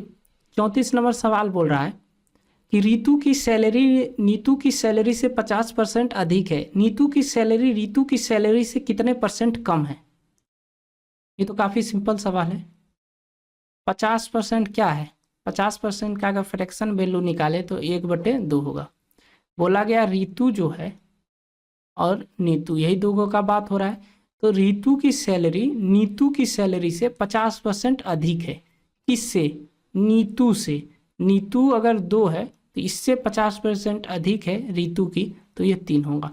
फिर बोला गया कि नीतू की सैलरी रितु की सैलरी से कितना % कम है, इससे रितु से ये कितना % कम है, तो 1 कम है, कितने में से? 3 में से, गुना 100 करेंगे तो ये क्या निकल जाएगा, 33.1/3% निकल जाएगा। यानी ऑप्शन नंबर डी हो इस सवाल का सही जवाब। चलिए, ये तो काफी सिंपल सवाल था। सवाल नंबर 35 देखिए। सवाल नंबर 35 बोल रहा है कि एक किले में 540 आदमियों के लिए 160 दिनों का राशन है। एक किला है जिसमें 560 आदमियों के लिए 160 दिनों का राशन यानी भोजन सामग्री है। 10 दिन बाद उसमें से 60 आदमी 10 दिन पश्चात उसमें से 60 आदमी और शामिल हो जाते हैं, तो अब राशन कितने दिन तक चलेंगे? यानी कि 10 दिन बाद 60 आदमी उस किले में और आ गया, तो पूछ रहा है अब राशन कितने दिन चलेंगे। शेष राशन, मतलब शेष राशन का पूछा जा रहा है कितने दिनों में चलेंगे।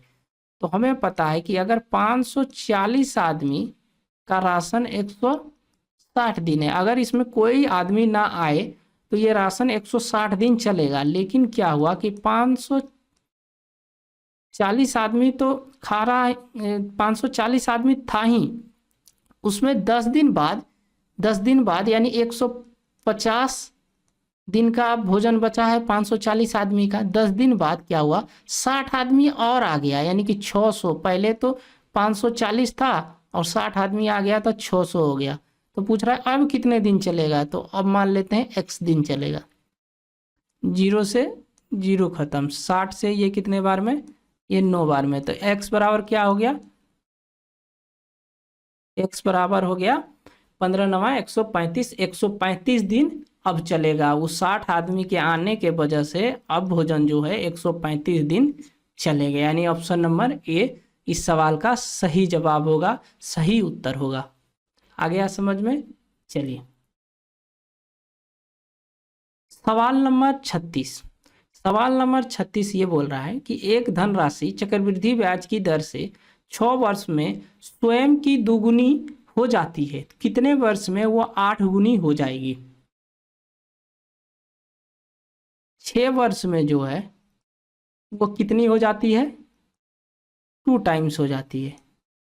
ठीक, तो हमसे पूछा है कि वो कितने वर्ष में 8 गुनी हो जाएगी, यानी कि 8 टाइम्स हो जाएगी।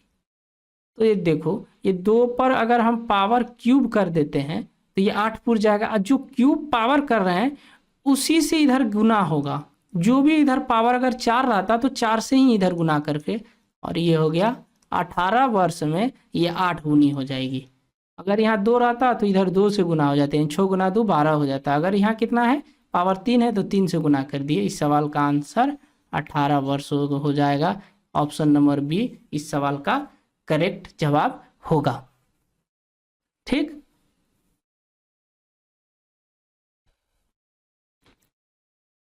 चलिए सवाल नंबर 37 देखिए। सवाल नंबर 37 क्या बोल रहा है, यदि 2 वृत्तों के क्षेत्रफल का अनुपात 4:9 है तो उसकी परिधि का अनुपात क्या होगा। मेंसुरेशन का सवाल है। C1 यानी सर्कल 1 और सर्कल 2 का रेशियो दे रखा है कितना, 4:9। तो हम यहीं से डायरेक्ट रेडियस का रेशियो निकाल सकते हैं। कैसे, इसका रूट लेकर। अच्छा, रूट ही क्यों लिए, बताते हैं क्यों लिए। 2:3 हो जाएगा। ये रूट इसलिए लिए कि सर्कल का जो है क्षेत्रफल का होता है फॉर्मूला पाई आर स्क्वायर होता है। पाई पाई तो दोनों बगल होगा तो वो कट जाएगा, तो ये आर का जो भी होगी संख्या, जो भी होगा वहाँ आर का वैल्यू वो स्क्वायर होकर गया होगा। तो जब आर का वैल्यू लाएंगे वापस प्राप्त करने के क्या करना होगा, हमको रूट लेना होगा। तो वही रूट ले लिए, तो आर बराबर क्या हो गया, रूट हो गया। और हमसे पूछा क्या गया, परिधि का अनुपात बताएं। तो परिधि का जो अनुपात होगा, जो रेडियस का अनुपात होगा, वही परिधि का अनुपात होगा। ठीक, ऑप्शन नंबर सी सवाल का सही जवाब होगा। अच्छा, परिधि का अनुपात और रेडियस का अनुपात सेम ही क्यों होगा, तो परिधि का फॉर्मूला क्या होता है 2πr होता है। तो जब 2πr लेंगे, इधर भी 2πr लेंगे, तो 2π कट जाएगा, तो यही तो 2:3 आर का वैल्यू रह जाएगा। इसलिए बराबर हुआ कि जो भी रेडियस का अनुपात होगा वही परिधि का अनुपात होगा। ये डायरेक्ट आप लोगों को समझ में आना चाहिए। समझ में आ गया आप लोगों को। चलिए नेक्स्ट सवाल की ओर।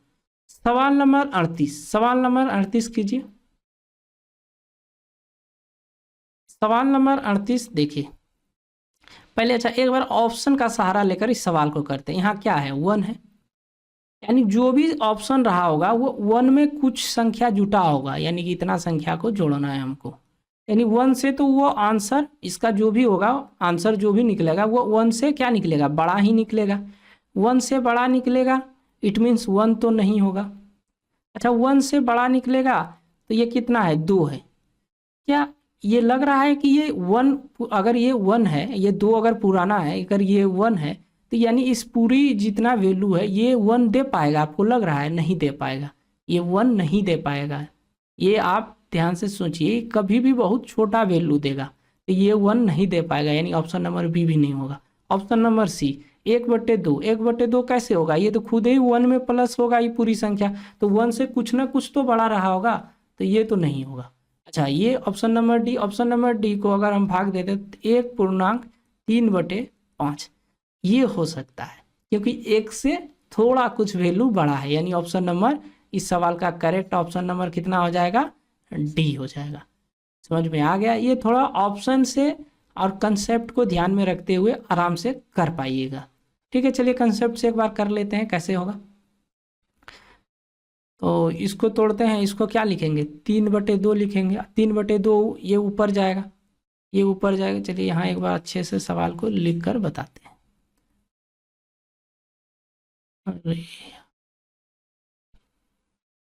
चलिए लिख के बताते हैं। क्या है, 1 + 1/1 + 1/1 सही 1/2 ये हुआ। अगर इसको हम लिखेंगे तो ये क्या लिखेंगे, इसको लिख देंगे पूरे को 3/2। तो ये 3/2 लिखा है तो 2 ऊपर चला जाएगा, 2 ऊपर जाएगा तो नीचे का ये 2 ऊपर 2 से गुना हो जाएगा, तो यहाँ क्या हो जाएगा, 2 हो जाएगा। 2 अब ये 1 + 2/3, तो इसको जोड़ेंगे तो ये क्या हो जाएगा, इसको जोड़ेंगे तो ये हो जाएगा 5/3, यानी इस पूरे का वैल्यू क्या हो गया, 5/3 हो गया। यहाँ पर 5/3 लिख देते हैं, 5/3।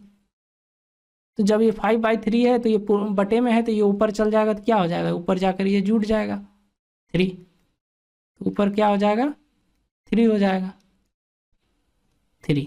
तो अब 1 + 1/3 क्या हो जाएगा 8 पूर्णा 8/5 हो जाएगा। ऑप्शन नंबर डी इस सवाल का करेक्ट आंसर हो गया। देखिए इसमें सिंपल सा जोड़ था, जो भिन्न का जोड़ है उसी के कंसेप्ट पर था, आराम से आप लोग कर लीजिएगा और कंसेप्ट को भी समझा दिए। चलिए सवाल नंबर 39, एक विद्यार्थी को किसी परीक्षा में पास होने के लिए 36% अंक चाहिए, उसे 130 अंक मिलते हैं, वह 14 अंकों से फेल हो जाता है, परीक्षा के अधिकतम अंक क्या है। यानी कोई भी विद्यार्थी है उसमें 36% अगर उसने अंक प्राप्त करता तो वो विद्यार्थी पास हो जाता, लेकिन उसने 130 अंक प्राप्त किया और वो 14 अंक से फेल हो गया। मतलब 130 और 14 जो है वो 36% का बराबर होगा, क्योंकि 14 अंक से ही फेल हो रहा है। चलिए यहाँ करके दिखाते हैं आप लोग। 36% बराबर हो जाएगा कितना, बराबर हो जाएगा 130 + 14, तो ये पास हो जाता। तो पूछा गया परीक्षा में अधिकतम अंक कितना है, तो अधिकतम अंक कितना होगा 100% होगा परीक्षा में अधिकतम अंक। ये कितना हो गया 144 अंक, सॉरी 144, तो ये 36% के बराबर हो जाएगा। इसको 144 कर देते हैं, 144 तो 144 भागा 36 गुना 100, 36 चौके कितना हुआ 144, कितना अंक रहा होगा परीक्षा का अधिकतम 400 रहा होगा। ठीक,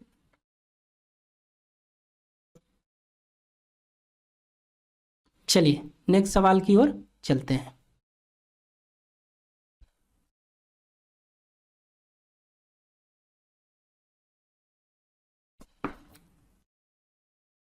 चालीस नंबर सवाल क्या बोल रहा है कि निम्नलिखित प्रश्न में प्रश्न चिन्ह के स्थान पर लगभग क्या मूल्य आएगा। ठीक, यहां है सवाल।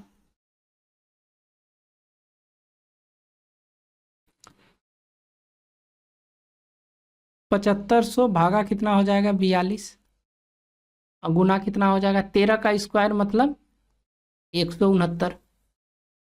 और पूछा है लगभग, थोड़ा ध्यान दीजिएगा, लगभग मूल्य क्या होगा।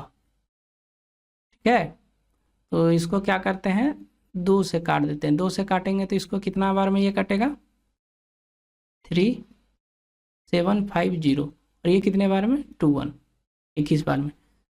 तो अब किसी से ये कटेगा 3 से कटेगा नहीं, जाइए 3 से कटेगा, और 3 से कटेगा ये 7 बार में, 3 से काटेंगे ये 1250।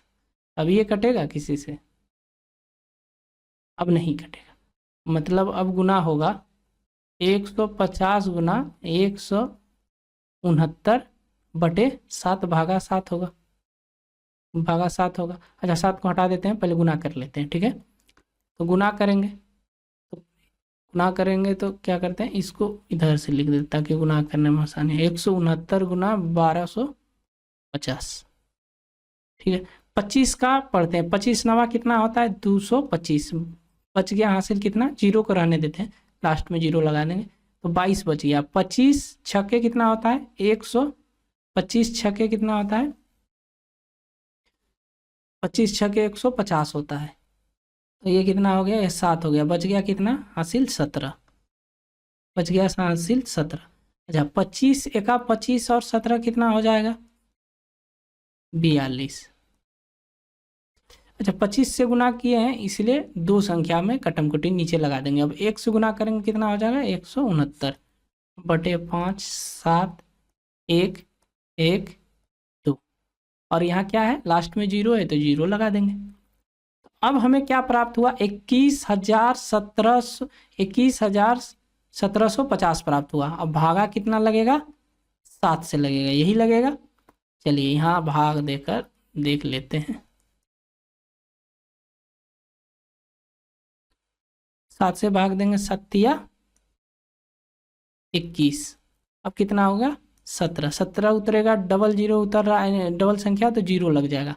तो ऐसा जैसे हम किए तो एक ऑप्शन हमें न ऑप्शन ध्यान में आ गया कि 30 180 इस सवाल का करेक्ट आंसर होगा। देखिए भाग दीजिएगा तो लगभग में जाएगा, इसका एग्जैक्ट इतना नहीं आएगा, और यहाँ बोल भी रखा है कि लगभग में क्या है वो बताना है। अच्छा हम भाग दे देते हैं, 2 से भाग देंगे कितना होगा, 14, 3, 5,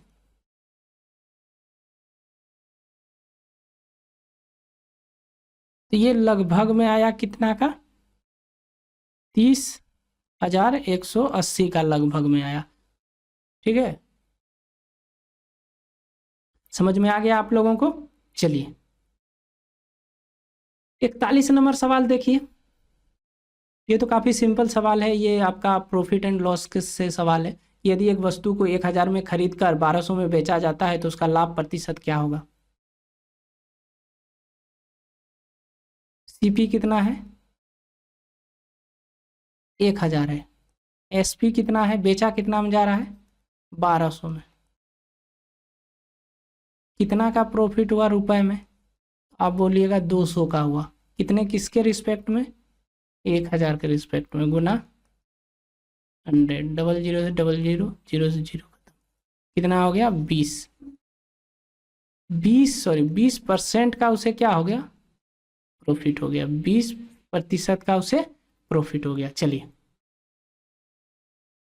सवाल नंबर 42, ए तथा बी एक नल टंकी को 6 घंटे 9 घंटे में भर सकता है नल सी इसे 12 घंटे में खाली कर सकता है। यदि तीनों नलों को एक साथ खोला जाए तो टंकी कितने समय में भरेगी, ये बोला गया है।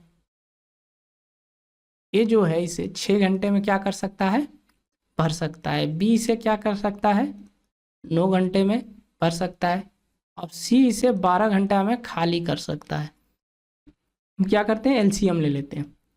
एलसीएम कितना होगा, 36 होगा। 6 के 36, 9 चौके 36, भारतीय 36, तो माइनस में 3 लिख देंगे। अब बोला तीनों को खोल दिया जाए तो टंकी कितने समय में भरेगा। टंकी का क्षमता कितना है, 36 है। तीनों जब चलेगा तो ये दोनों तो भरने का काम करेगा, तो भरेगा कितना, 6 4 10 और 3 खाली कर देगा, यानी 7।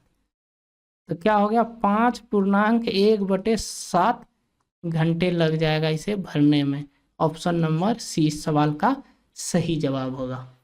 ठीक है, चलिए सवाल नंबर 43, एक धनराशि चक्रवृद्धि ब्याज की दर से 6 वर्ष में स्वयं की दोगुनी हो जाती है। तो इस तरह का तो अभी जस्ट हम लोग किए, वही सवाल रिपीट कर गया है। चलिए दूसरा सवाल कीजिए। सवाल नंबर 44, एक हॉल का फर्श आयताकार है, इसकी लंबाई 45 मीटर तथा चौड़ाई 36 मीटर है। हॉल के फर्श को ढकने के लिए 6 मीटर 5 मीटर आकार के कितने कारपेंटर की आवश्यकता होगी। देखिए कमरे का क्षेत्रफल में अगर कारपेंट का क्षेत्रफल से भाग दे देंगे तो हमें ये प्राप्त हो जाएगा कितना कारपेंट की संख्या, यानी कितने कारपेंट यूज होगा, ये हमें पता चल जाएगा। तो कमरे का क्षेत्रफल कितना हो जाएगा, 45 और 36, 45 गुना 36 कमरे का क्षेत्रफल हो गया।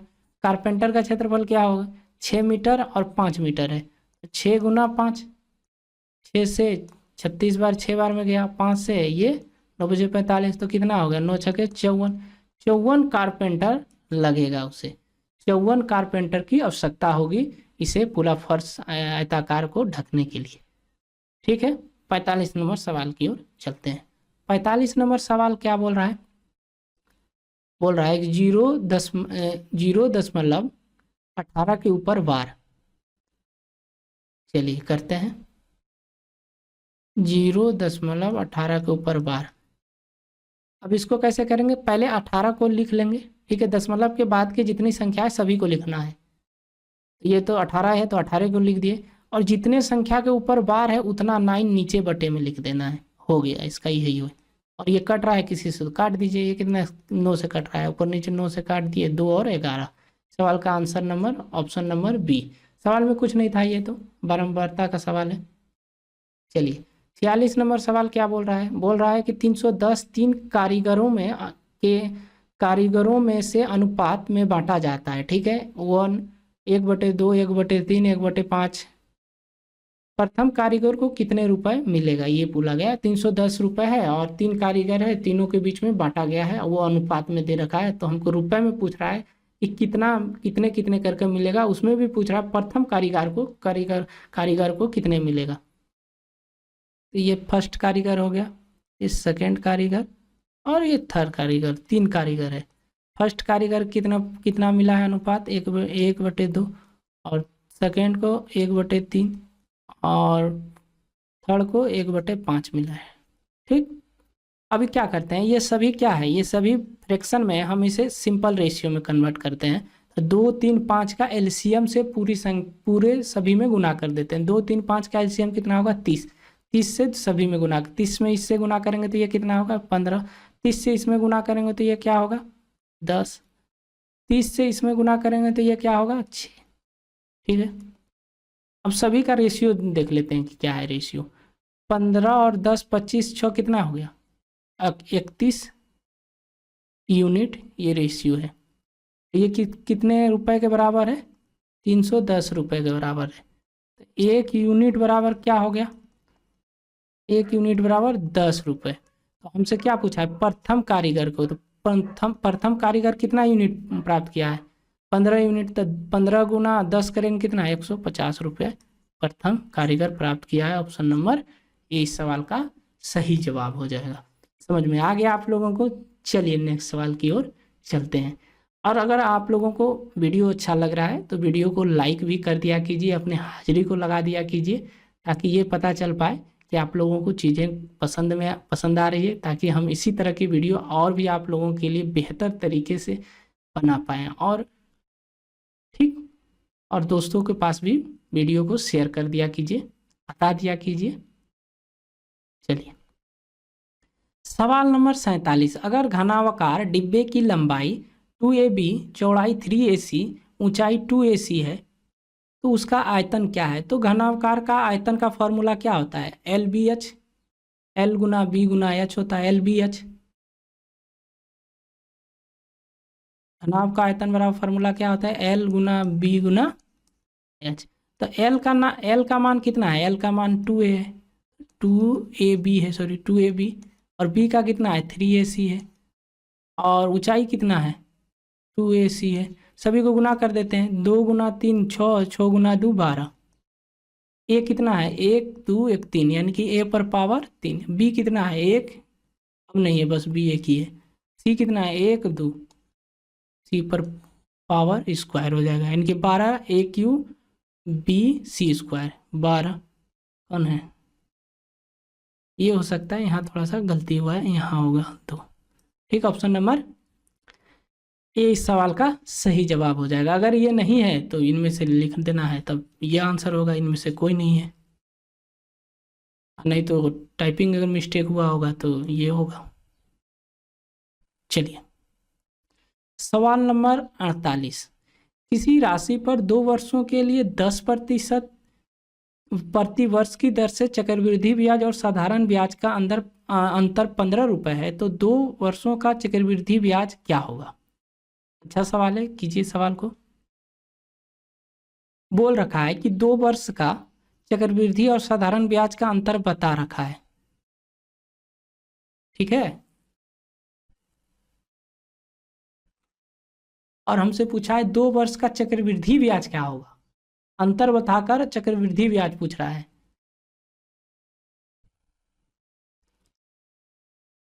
देखिए CI माइनस SI 2 वर्ष है तो 2 वर्ष का फॉर्मूला लगा देंगे P/r²/100। अभी जस्ट पढ़ाएं अभी। तो CI और SI का अंतर कितना है 15 है। P पता है, P पता नहीं है। R पता है, R पता है, कितना है 10 है, 10 का स्क्वायर बटे 100 गुना 100। 100 से ये खत्म हो गया तो P बराबर कितना निकल गया, P बराबर आपका निकल गया 1500। तो हमें पता चल गया कि 1500 रुपये मूलधन था। तो जब 1500 हमें पता चल गया तो अब हम क्या करेंगे, अब हम अब हम इसका CI पर आप पता कर लेते हैं, ट्री मेथड से पता कर लेते हैं। ट्री मेथड पता है ना आप लोगों को? ट्री मेथड 2 वर्ष का है तो 2 डन ही पा रहे हैं, तो कितना 10%, तो 10% और 10%, तो इसका 10% कितना हुआ 150, इसका 10% कितना हुआ 150। अब इस 150 का 10% कितना हुआ 15, सभी को जोड़ देते हैं तो 150 कितना हुआ 300, 300 और 15 कितना हो गया 315, क्या निकल गया CI निकल गया। यही पूछ रहा था उसका चक्रवृद्धि 2 वर्ष का बताओ, तो 2 वर्ष के लिए 2 डंडी पार दिए और बता दिए। समझ में आ गया होगा। चलिए सवाल नंबर 49, सवाल नंबर 49 क्या है, बारंबारता से चलिए कीजिए। 0.23 पर बार, तो अभी बोले कि दशमलव के बाद की जो संख्या है सभी को लिख लीजिए, ठीक, और जो संख्या पर बार नहीं है उसको घटा दीजिए, फिर बटे लिखिए। जितनी संख्या पर बार है उतना 9 लिखिए, एक संख्या पर ऊपर बार है, जिस पर नहीं है उस उतने 0 लिख दीजिए। ये घटाइएगा, ये कितना हो गया 21 बटे ये 90, क्या किसी से कट रहा है 3 से कट रहा है, 7/30, 7/30। इस सवाल का सही जवाब ऑप्शन नंबर डी होगा, ठीक है। 50 नंबर सवाल देखिए। 50 नंबर सवाल है, यदि 10 वस्तुओं का लागत मूल्य 9 वस्तुओं के विक्रय मूल्य के बराबर हो तो लाभ प्रतिशत हानि बताएं। 10 वस्तुओं का लागत मूल्य 9 वस्तुओं के SP के बराबर है, तो CP बटे SP बराबर 9:10। लाभ परसेंट, कितना का लाभ हुआ 1 का लाभ हुआ, किसके रेस्पेक्ट में 9 के रिस्पेक्ट में, गुना 100, कितना हुआ 11.1/9% का क्या हुआ प्रॉफिट हो गया। प्रॉफिट ऑप्शन नंबर ए इस सवाल का करेक्ट आंसर होगा। चलिए आज यहीं तक रखते हैं। अगर आप लोगों को वीडियो अच्छा लग रहा है तो वीडियो को लाइक जरूर कर दिया कीजिए, ठीक है। चलिए अगले वीडियो में मिलते हैं आप सभी से, तब तक आप अपना ख्याल रखिए। जय हिंद।